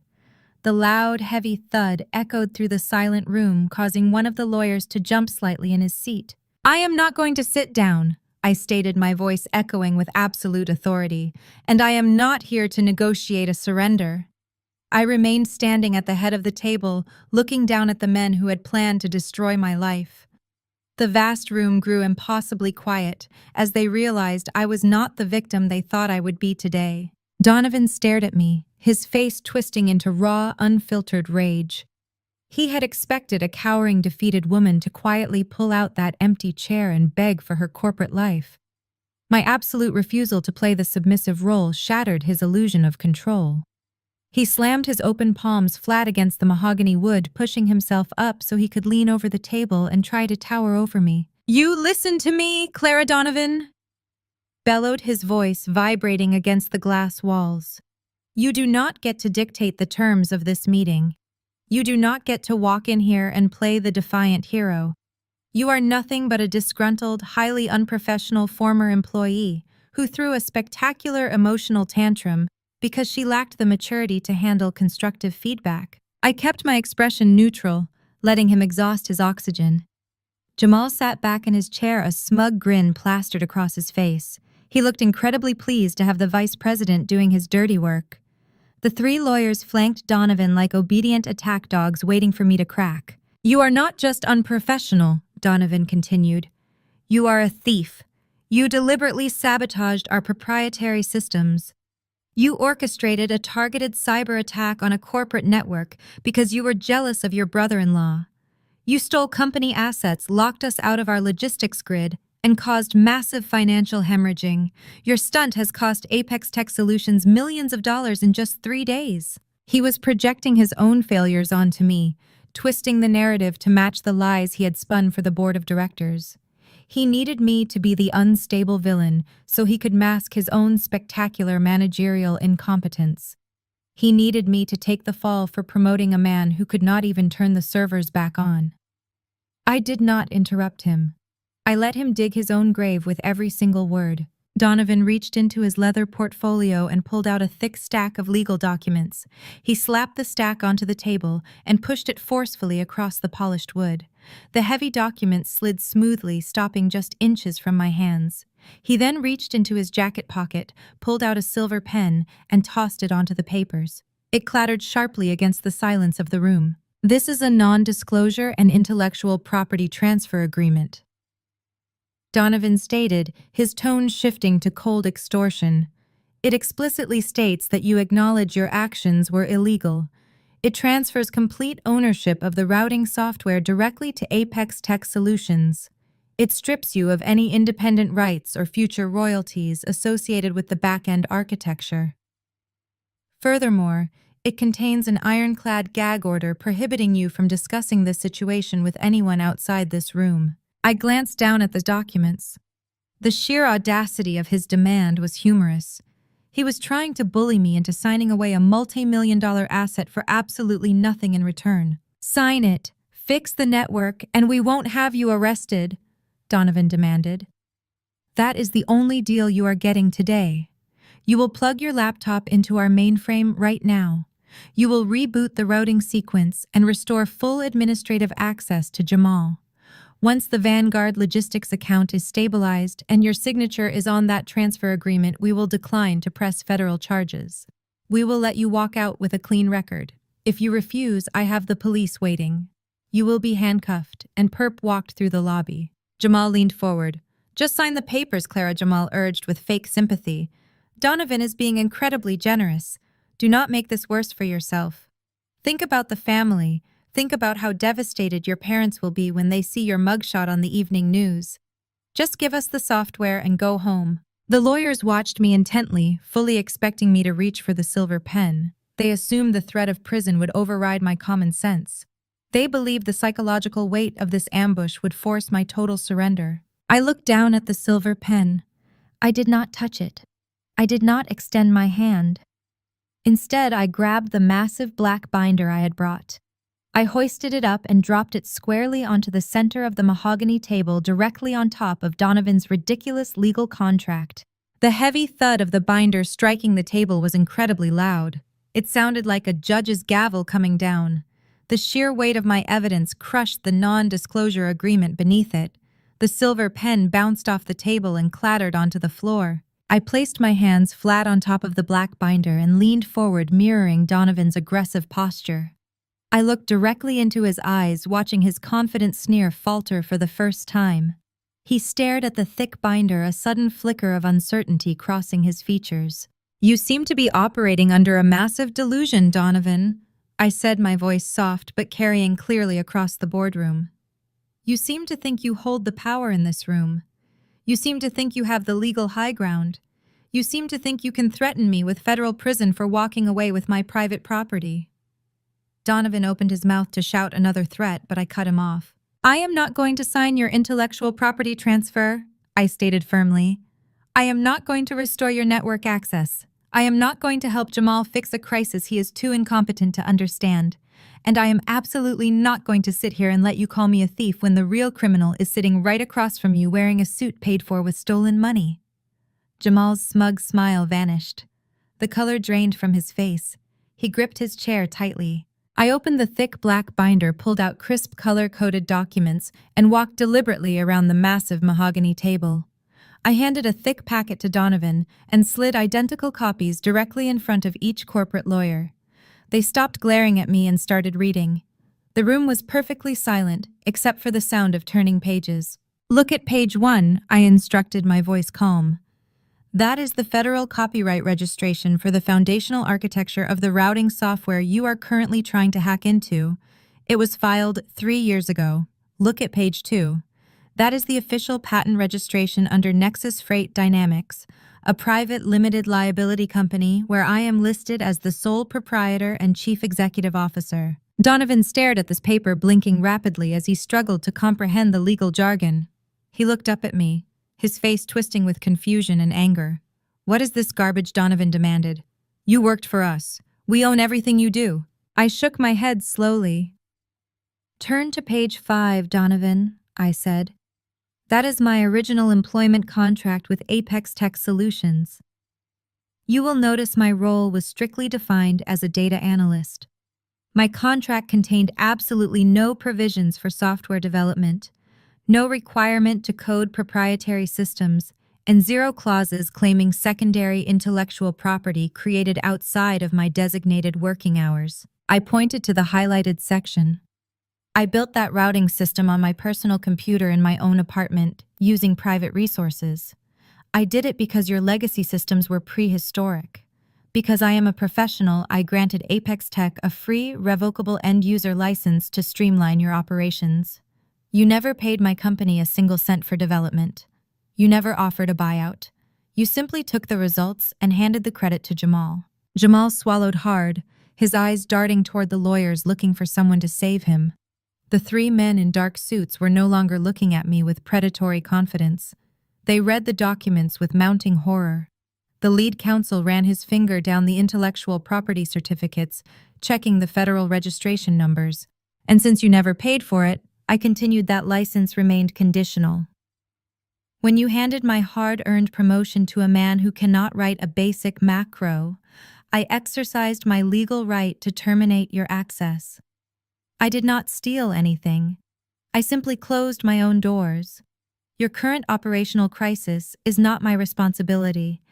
It is the direct result of your complete reliance on a system you never owned and a manager who has absolutely 0 operational skills." Donovan turned to his lead counsel, his face pale and sweating. "Tell me she is bluffing." Donovan ordered, his voice cracking slightly. "Tell me this is just fake internet paperwork and we can have her arrested right now." The lead attorney did not answer. He flipped back to the first page, scanning the federal seals. He pulled a smartphone from his pocket, opened a legal database app, and typed in the patent registration numbers. The entire boardroom waited in agonizing suspense. The silence stretched out heavy and suffocating. Finally, the lead attorney looked up directly at Donovan. The color had completely drained from the lawyer's face. He leaned in close and whispered, but the room was so quiet that his words carried across the mahogany table. "The documents are flawless," the lawyer whispered, his voice trembling with the realization of their catastrophic mistake. "The patents are real. The copyrights are registered federally. She owns the entire source code outright. We have absolutely no legal claim to the software. None." Donovan looked like he had been struck by lightning. His jaw dropped. The aggressive bullying persona he wore just 5 minutes ago completely evaporated. He stared at me, his eyes wide with newfound terror. "But that is not the worst part," the lead attorney continued, his whisper growing more frantic. "Look at page 12. I instructed them to review the final section." The lawyer flipped to the page and audibly gasped. "By authorizing your information technology department to run brute force attacks against my private servers over the past 72 hours, I explained you are actively engaging in unauthorized cyber intrusions. You are attempting to hack a private corporate entity. That is a direct violation of the Computer Fraud and Abuse Act. You are committing federal crimes right now. All three lawyers immediately pulled out their phones and started furiously texting the IT department to halt all operations. They were in total panic mode. Donovan slumped back in his chair, looking physically ill. "Clara," he stammered, his voice weak and completely broken. "Clara, we can fix this. We can write you a check right now. We will buy the software. Name your price. We will give you the senior director position. We will fire Jamal today. Just turn the network back on before Vanguard Logistics arrives. Please." I looked at Donovan, then at Jamal, who was visibly shaking in his expensive suit. The sudden shift in power was absolute. They tried to trap me, and instead they had locked themselves inside a burning building. I did not touch the ridiculous non-disclosure agreement. I did not smile. "I am not here for my job back," I stated, my voice echoing with devastating finality. "I do not want the senior director title. I do not want a quick settlement check. And I am certainly not going to turn your network back on." I placed my hands flat on the table, leaning forward to ensure everyone in the room heard my next words. "I am here to formally serve Apex Tech Solutions with a $5 million lawsuit for intellectual property infringement, unauthorized system access, and corporate harassment." The executives gasped. One panicked board member dropped his expensive coffee cup, spilling dark liquid across the polished wood. Donovan buried his face in his hands. I stood incredibly tall, relishing their total destruction. The $5 million demand hung in the air like a physical weight, pressing down on the executives. Nobody moved. Nobody breathed. The lead attorney was still staring at the copyright documents, as if hoping the ink would magically disappear. Donovan remained frozen, with his face buried in his trembling hands, the reality of his total corporate failure finally breaking his spirit. But Jamal could not handle the silence. He could not accept that his carefully constructed house of cards had just been obliterated by the woman he had spent years treating like an obedient servant. The terror that had paralyzed him just moments ago suddenly mutated into wild, uncontrollable rage. He pushed his heavy leather chair back so forcefully that it tipped over and crashed loudly against the glass wall behind him. Jamal stood up, his expensive new suit jacket shifting awkwardly over his heaving chest. He slammed his fist down onto the mahogany table, making the scattered legal documents jump. "You are a liar!" Jamal screamed, his voice breaking with sheer desperation. He pointed a shaking finger directly at my face. "You are a complete fraud, Clara. Do not listen to a single word she is saying, Donovan. She is manipulating all of you. She did not shut down the network because of some intellectual property dispute. That is just a smokescreen." Jamal was panting, his eyes wide and manic as he scanned the room, desperately trying to rally the board members to his side. The executives looked up, confused by his sudden outburst. I stood perfectly still, watching him construct his own trap. He was about to play the one card he thought could save him completely, unaware that I already held the entire deck. She crashed the routing software to hide her tracks. Jamal yelled, leaning over the table toward me. He turned his frantic gaze to the legal team. "She is a criminal. Over the past 6 months, she has been siphoning money from the Vanguard Logistics account. I found the discrepancies in the billing logs on Friday. That is why I took the promotion. That is why I needed the executive clearance. I was building a case against her.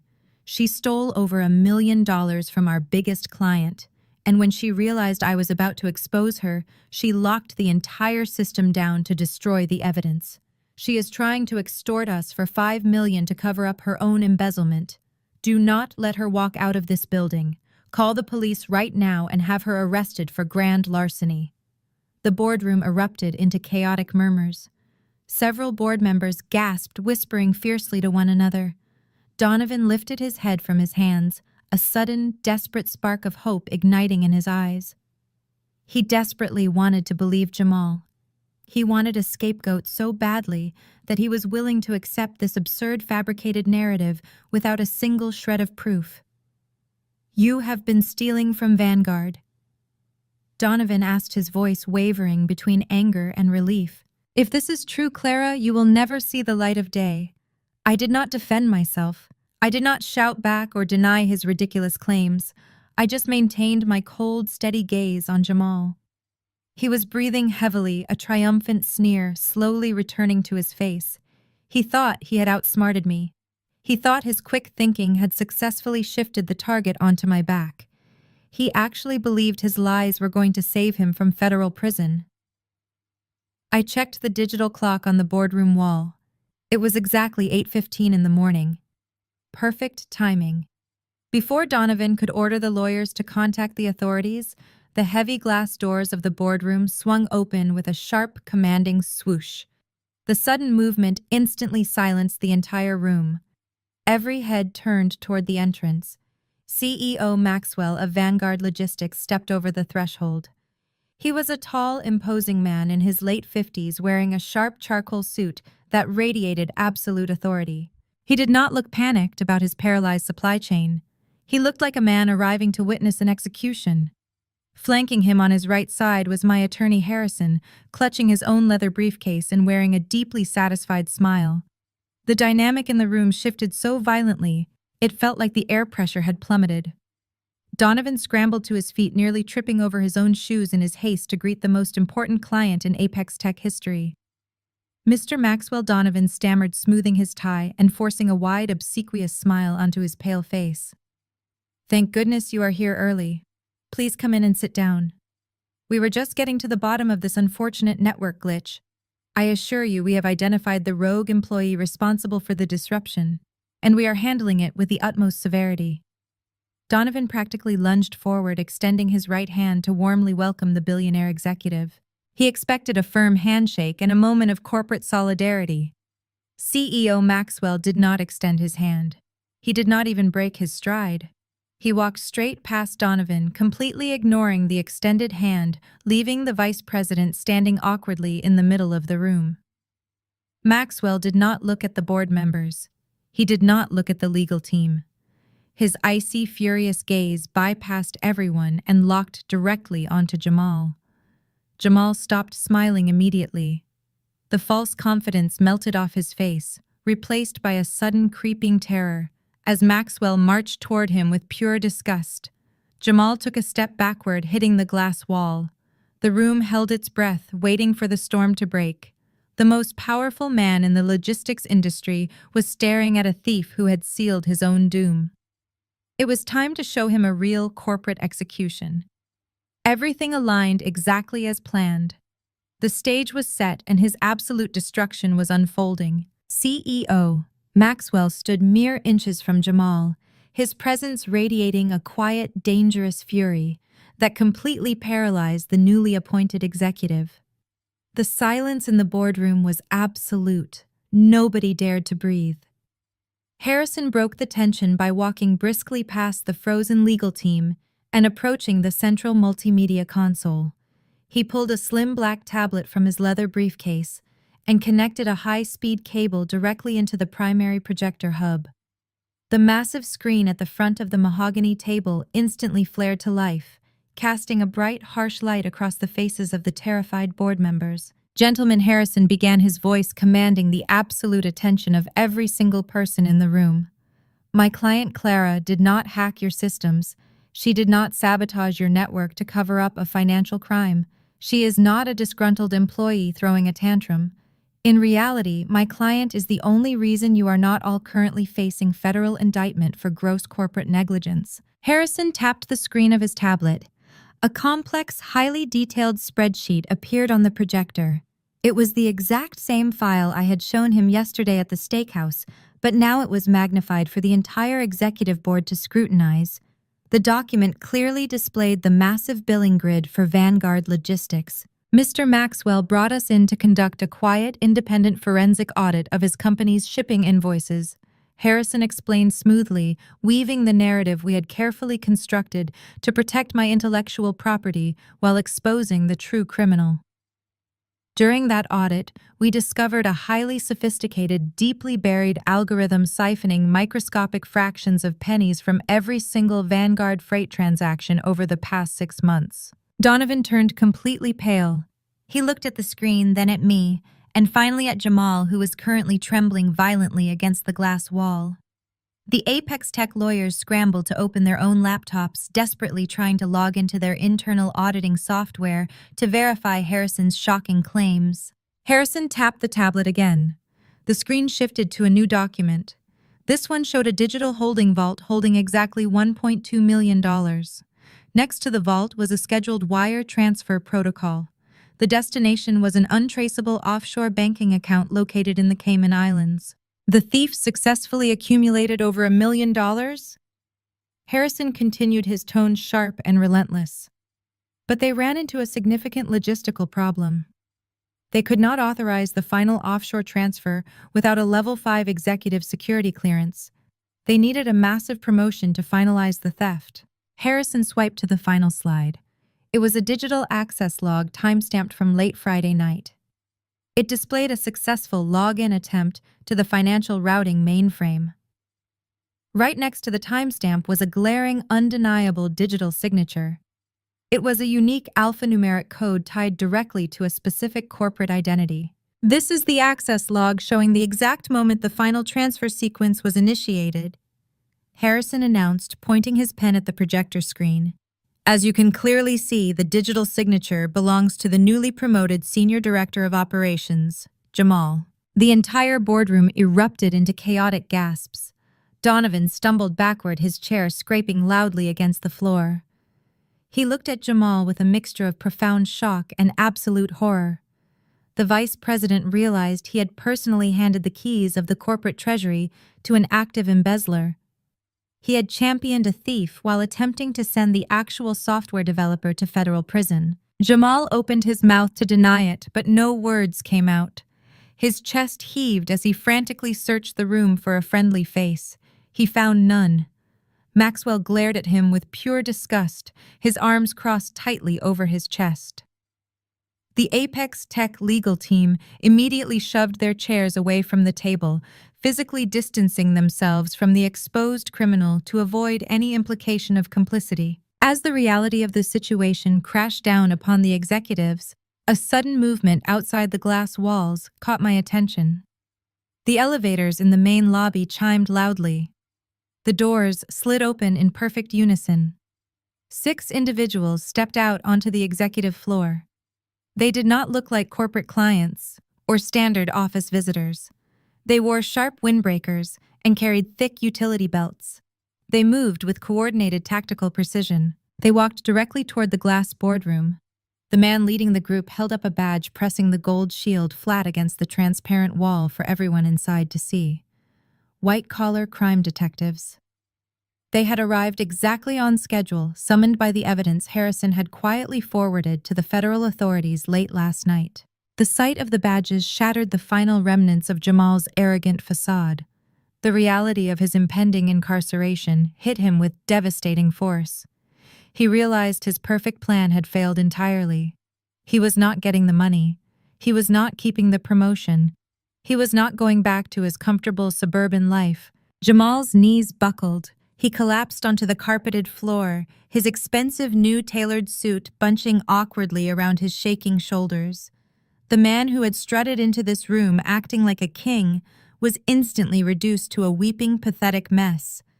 He covered his face with his hands, sobbing loudly as the harsh truth of his future settled over him. He looked up from the floor, tears streaming down his cheeks, his eyes bloodshot and wide with absolute terror. He crawled forward on his hands and knees, scrambling toward the spot where I stood at the head of the mahogany table. "Please, Clara," Jamal begged, his voice cracking into a high-pitched, hysterical whine. "Please, you have to tell them to stop. You have to help me. I am family. Please, Clara. Think of Olivia. She is pregnant. She is having a baby. You cannot let them take me away." I looked down at him, ice in my veins. "You don't need leadership vision where you're going, Jamal." The heavy glass doors swung wide open before my final word could even settle into the tense air of the boardroom. The lead detective stepped over the threshold with absolute authority, his gold shield catching the fluorescent light. 2 uniformed officers followed closely behind him, their expressions completely devoid of sympathy. They bypassed the stunned legal team, walked straight past a trembling Donovan, and stopped directly behind Jamal. "Get up!" The lead detective ordered, his voice echoing loudly in the enclosed space. Jamal was still on his knees, his face buried in his hands, weeping uncontrollably onto the expensive carpet. He did not move. He was entirely paralyzed by the sudden brutal collision of his actions and their consequences. One of the uniformed officers reached down, grabbed the lapels of Jamal's brand new tailored suit jacket, and hauled him forcefully to his feet. Jamal stumbled his legs, barely able to support his own weight. "Turn around and place your hands behind your back," the officer instructed, spinning Jamal around. The sound that followed was sharp and metallic. The heavy steel handcuffs clicked securely around Jamal's wrists, locking his arms tightly behind him. The crisp, mechanical noise seemed to break a spell in the room. The Apex Tech lawyers collectively gasped. Donovan pressed himself firmly into his leather chair, desperately trying to distance himself from the criminal he had personally championed just days prior. "Please," Jamal begged, twisting his neck to look at the board members. "I can explain the discrepancies. I can fix the routing logs. It was just a temporary hold on the accounts." "You have the right to remain silent," the detective stated loudly, cutting off Jamal's pathetic attempts to justify his embezzlement. "Anything you say can and will be used against you in a court of law." As the detective finished reading him his Miranda rights, the officers turned Jamal toward the exit. This was the moment I had anticipated with profound clarity. The officers marched Jamal out of the glass boardroom and directly into the main bullpen of the operational floor. The entire company had stopped working. Hundreds of employees had abandoned their cubicles and lined the main aisle. These were the exact same people who had stood in stunned silence 3 days ago when Donovan publicly threatened to destroy my career. They had watched me carry a cardboard box to the elevator. Now they were watching the newly appointed senior director of operations being paraded through the office in handcuffs. Jamal tried to lower his chin to hide his tear-stained face, but the officers kept him moving at a brisk, unrelenting pace.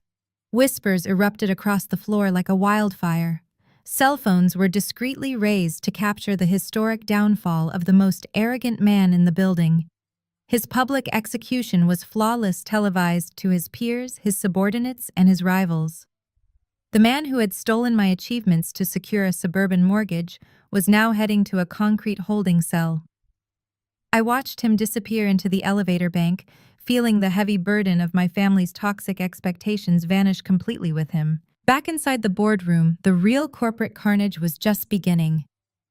CEO Maxwell of Vanguard Logistics turned his back on the glass wall and looked directly at the remaining executives. His face was a mask of pure, concentrated fury. He did not raise his voice, but his low, rumbling tone commanded absolute terror. "For 3 years, my company has entrusted Apex Tech Solutions with millions of dollars in daily freight logistics," Maxwell stated, glaring at the panicked board members. "We trusted your infrastructure. We trusted your executive oversight. Today I walk into this room to discover that your systems are completely paralyzed, your intellectual property is owned by a private third party, and your senior director was actively siphoning over $1 million from my holding accounts to fund an offshore vault." Donovan opened his mouth, stammering frantically as he tried to offer an excuse. "Mr. Maxwell, I assure you we had absolutely no knowledge of his illicit activities. We were misled by his performance reports." "You were misled because you are grossly incompetent," Maxwell interrupted, shutting Donovan down instantly. "You promoted a thief to manage your largest client because you failed to conduct a basic forensic audit of your own internal architecture. You allowed personal bias and blind arrogance to override basic security protocols. I am officially terminating our operational contract with Apex Tech Solutions effective immediately. Our legal team will be in contact to discuss the massive financial damages your negligence has caused my organization." Maxwell did not wait for a response. He adjusted his suit jacket, gave me a single respectful nod, acknowledging my role in stopping the theft, and walked out of the boardroom. His departure sucked the remaining oxygen out of the room. The loss of the Vanguard contract meant the immediate irreversible bankruptcy of Apex Tech. The company was financially dead. The chairman of the executive board stood up from his seat at the side of the mahogany table. His face was purple with rage. He turned his furious gaze entirely upon Donovan. "You personally bypassed human resources to push that criminal through the executive pipeline," the chairman yelled, slamming his hand on the table. "You ignored the warnings about the software licensing. You drove our most valuable asset out of the building to protect your own ego. You have single-handedly destroyed this entire corporation." Donovan shrank back into his chair, raising his hands in a weak, defensive posture. "We can restructure." Donovan pleaded, his voice trembling. "I can call other investors. I can salvage the quarter." "You are going to pack your desk right now!" the chairman roared, signaling to a pair of corporate security guards standing near the entrance. "You are fired, Donovan. You are terminated immediately for gross managerial negligence, extreme nepotism, and creating catastrophic corporate liability. The security team will escort you off the premises. You will never set foot in this building again." Donovan looked completely shattered. The bully who had threatened to blacklist me across the industry was now officially ruined. He was disgraced, fired, and facing immense civil liability. The guard stepped forward, hauling Donovan out of his chair and marching him toward his corner office to supervise his unceremonious exit. With the immediate threats neutralized, Harrison stepped to the center of the table. He looked at the pale, sweating corporate lawyers who remained seated. "Gentlemen," Harrison said smoothly, adjusting his tie. "As my client previously stated, we are formally pursuing a $5 million lawsuit for intellectual property infringement and unauthorized network intrusion. Given the events that just transpired in this room, I highly suggest you advise your remaining board members to settle this matter quickly. Prolonging this in federal court will only generate more devastating press for whatever remains of your company." Harrison placed a single crisp business card onto the table. "You have 24 hours to contact my office to finalize the settlement negotiations. If we do not hear from you, we will file the injunction publicly." I reached out and picked up my heavy black binder. I did not need to say another word. My evidence had spoken louder than any argument ever could. I looked around the wrecked boardroom one last time, absorbing the total victory. I turned my back on the terrified executives, walked through the heavy glass doors, and strode down the carpeted hallway. My heels clicked with a steady, victorious rhythm. I stepped into the elevator, pressed the lobby button, and watched the doors close on the ashes of their corporate empire. The $5 million settlement was already guaranteed, and my future was completely my own. The news of Jamal's arrest did not take long to reach my family. By noon, the local business journals had already picked up the story of a massive executive shakeup and an embezzlement scandal at Apex Tech Solutions. But the real devastation happened behind the closed doors of my parents' immaculate home. I did not have to be there to know exactly how it played out, because the frantic voicemails that flooded my blocked messages folder painted a perfectly detailed picture of their total destruction. Olivia was the first to realize the true extent of the nightmare. She had received a phone call from Jamal's frantic defense attorney demanding a massive retainer fee to keep her husband out of federal prison. When Olivia logged into their joint banking portal to transfer the funds, she was met with a series of absolute zero balances. Jamal had not just attempted to steal $1.2 million from Vanguard Logistics. He had already completely drained their personal savings, their checking accounts, and the college fund they had started for their unborn child. He had taken every single cent to pay off shady creditors and aggressive loan sharks who had been funding his lavish, fake executive lifestyle for the past year. The custom-tailored suits, the expensive dinners, the country club memberships. Jamal had financed his arrogant persona entirely on borrowed money and stolen funds. When the harsh reality of her husband's absolute betrayal crashed down on her, Olivia did what she always did. She completely panicked and ran crying to our parents for a rapid financial rescue. But there would be no rescue this time. Martha and Richard were sitting in their pristine living room when a pair of federal investigators knocked loudly on their front door. The authorities were tracing the complicated web of Jamal's fraudulent financial activities, and that dangerous web led directly to my parents' doorstep. The serious agents carried thick manila folders containing the mortgage documents for Olivia's massive new suburban dream house. The beautiful 5-bedroom home my mother had constantly weaponized against me. The house I was supposed to sacrifice my career to subsidize. When the investigators laid the paperwork out on the coffee table, the ultimate karma finally arrived to collect its due. My parents had secretly co-signed Jamal's massive mortgage loans. Richard had proudly attached his own pristine credit history and his entire retirement portfolio to secure the property for his golden child. But Jamal had not used legitimate income to qualify for those enormous loans. He had submitted falsified earnings reports and fraudulent tax documents, inflating his wealth to secure a house they could never actually afford. By attaching their names to those heavily doctored financial statements, my parents had inadvertently made themselves legally liable for millions of dollars in fraudulent debt. The federal investigators informed Richard that the bank was immediately calling the loans due. The suburban dream house was going to be seized, but the fallout did not stop there.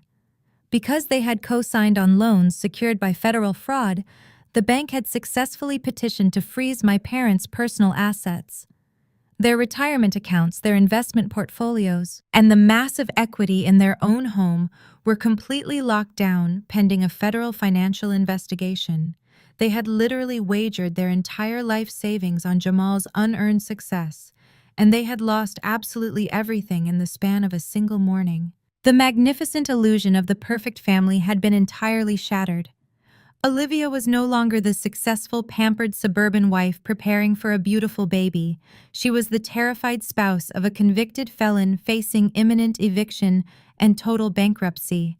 Her perfect provider husband was currently sitting in a cold, concrete cell, exposed as a desperate, incompetent thief who had ruined her life to feed his own massive ego. Martha could no longer host her elegant country club dinners and brag about her brilliant son-in-law. Her social standing was instantly obliterated. Her friends and neighbors were currently reading about the embezzlement scandal online, whispering about how the arrogant family had finally fallen from grace. Richard was no longer the stern, commanding patriarch who could bully his daughters into submission. He was a ruined man staring down the barrel of a federal financial probe that would strip him of every single dollar he had spent decades accumulating. The golden child and the perfect provider had burned the family legacy to the ground. For 33 years, they had treated me like a worthless outsider. They had called me selfish, dramatic, and ungrateful. They had demanded I sacrifice my dignity, my hard work, and my future to pave a comfortable road for people who completely despised me. They had blindly trusted a charismatic liar simply because he told them exactly what they wanted to hear, while they continuously punished the daughter who actually kept the lights on.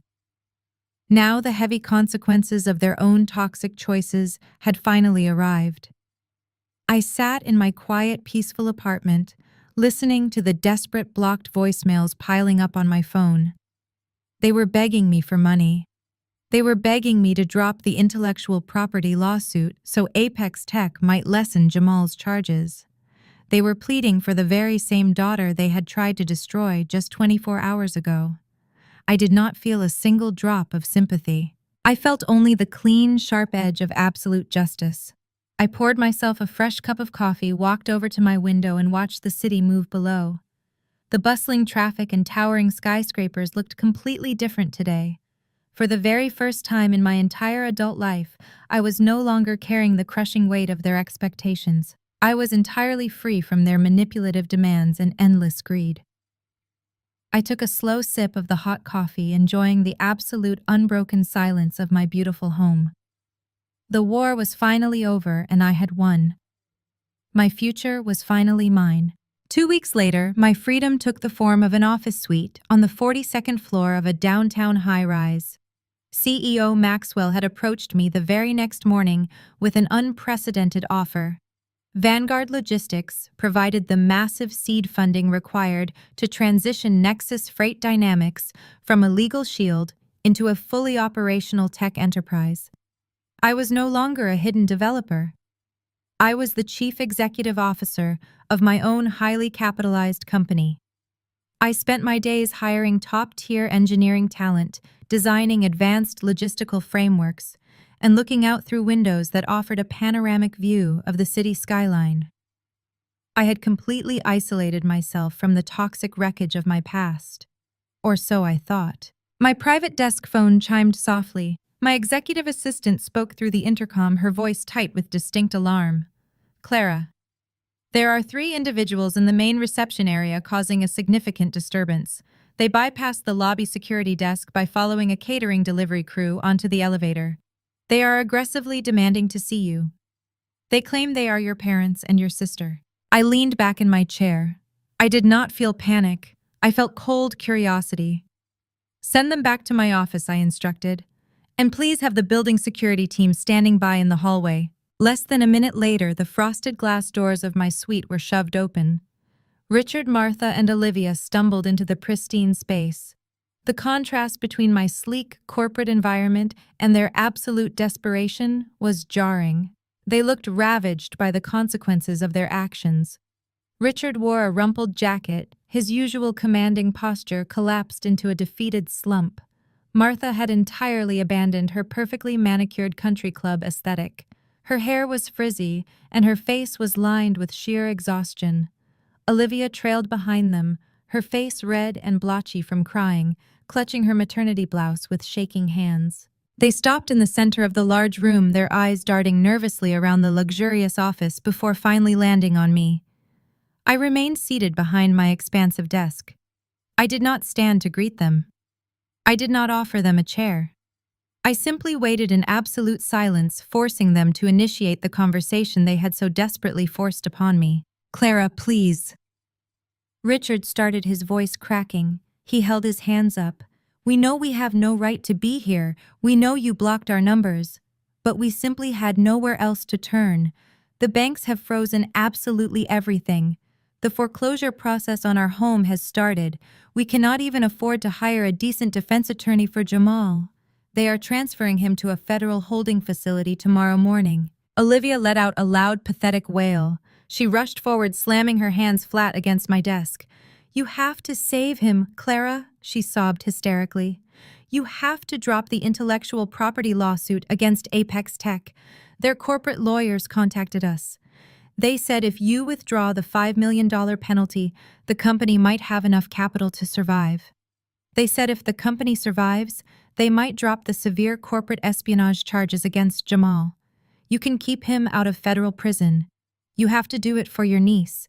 You cannot let my baby grow up with a father behind bars. I looked at my sister, feeling absolutely nothing but mild disgust.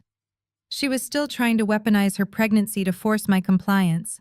She was still expecting me to sacrifice my massive financial victory to save a man who had actively planned to destroy my entire life. Martha pushed past Olivia, her hands clasped together as if praying. Clara, we are begging you, Martha cried, her voice high and desperate. Drop the lawsuit.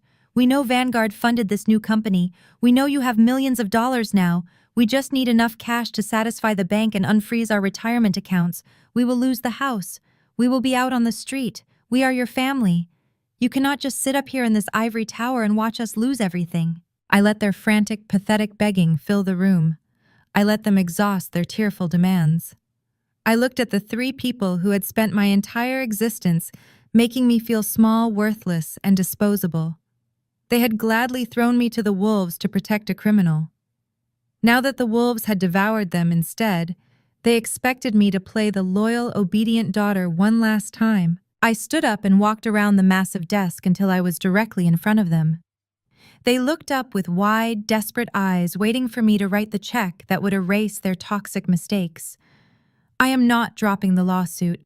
I stated, my voice echoing with chilling finality. I am not giving you $1. And I am not lifting a finger to save Jamal from a federal prison cell. He dug his grave and you handed him the shovel. Richard gasped, his face turning white. Clara, you cannot mean that. We are family. I looked directly into my father's eyes. Family isn't a title you invoke only when you need a human shield or a checkbook, I said. You made your choice in that boardroom. Live with it. I pressed a button on my smartwatch. The glass doors swung open. 4 security guards stepped inside. Escort these individuals out of the building, I commanded. If they return, have them arrested for trespassing. My parents did not fight. The shock of my boundary had broken them. Richard's shoulders sagged as a guard grasped his arm. Martha wept uncontrollably into her hands. Olivia shrieked insults as the security team physically guided her out. I did not even watch them leave. I picked up my silver pen, turned back to my computer monitor, and simply got right back to work. 1 year later, the harsh memory of that afternoon in my office feels like a scene from someone else's lifetime. I stand by the floor-to-ceiling windows of my downtown penthouse apartment, holding a mug of dark roast coffee, and watch the morning sun reflect off the soaring glass skyscrapers. The city below is a grid of endless movement and pure potential, completely devoid of the suffocating weight I carried for 33 years. My company, Nexus Freight Dynamics, is no longer just a private legal entity hiding in the shadows. With the massive influx of capital from Vanguard Logistics and the seamless integration of our routing architecture across the global supply chain, my startup evolved into an unstoppable industry titan. We recently moved our expanding team of 50 engineers into a state-of-the-art headquarters, spanning 3 full floors in the financial district. The $5 million intellectual property settlement we extracted from the crumbling ruins of Apex Tech Solutions served as our initial expansion fund. Donovan and his corporate cronies paid heavily for their arrogant assumptions. Apex Tech filed for total bankruptcy exactly 6 months ago. Their remaining corporate assets were liquidated to satisfy a mountain of creditor demands and federal fines. Jamal was formally convicted of wire fraud and corporate embezzlement after a very brief, highly publicized federal trial. He is currently serving a 72-month sentence in a maximum security correctional facility, stripped of his tailored suits and his fabricated prestige. Olivia was forced to sell the luxury suburban house at a massive loss before the bank could fully foreclose on the property. She moved into a cramped 2-bedroom apartment, raising her baby without the golden pedestal she always demanded. My parents, Richard and Martha, had their retirement portfolios completely decimated by their choice to co-sign Jamal's fraudulent loans. They live in a small rented duplex on the outskirts of the city, their country club memberships and immaculate social standing entirely erased by their own toxic greed. I know these specific details because my attorney Harrison keeps me briefly updated on any legal ripples tied to the Apex settlement. I do not look them up online. I do not drive past their new neighborhood to gloat. I do not check my filtered emails for desperate apologies or manipulative guilt trips. The absolute silence they left behind is the most beautiful sound I have ever experienced. People often romanticize the concept of family in our society. We are taught from a very young age that sharing blood requires endless forgiveness, infinite patience, and the continuous sacrifice of our own personal boundaries. We are conditioned to believe that walking away from our parents or our siblings is the ultimate moral failure. The story of Clara serves as a powerful masterclass in recognizing one's own undeniable worth and the profound necessity of establishing absolute boundaries. For far too long, society has peddled the dangerous narrative that family loyalty must be unconditional, even when it comes at the steep cost of our own dignity, mental health, and professional success. Clara's journey shatters this toxic myth entirely, revealing a difficult but necessary truth. Sharing DNA with someone does not grant them a permanent consequence-free pass to exploit your brilliance or demand your subjugation. The core lesson here is that walking away is never an act of surrender. Rather, it is the ultimate act of self-preservation. When Clara's family demanded she sacrifice her career to subsidize her brother-in-law's unearned arrogance, they heavily relied on decades of ingrained guilt. They assumed her compliance was simply a given.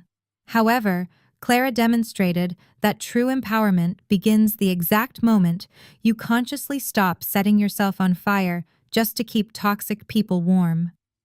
By calmly reclaiming her intellectual property and walking out of that boardroom, she dismantled their control and reclaimed her future. Often we endure abusive dynamics because we fear the unknown or dread the heavy guilt of cutting ties. We falsely believe that enduring mistreatment makes us noble or righteous. Yet Clara's ultimate triumph was not merely financial. It was the profound peace she found in her penthouse, completely free from manipulation. She proved that when an environment requires you to shrink yourself to make others comfortable, you must leave that room entirely and build your own. Your talents, your peace of mind, and your bright future belong solely to you.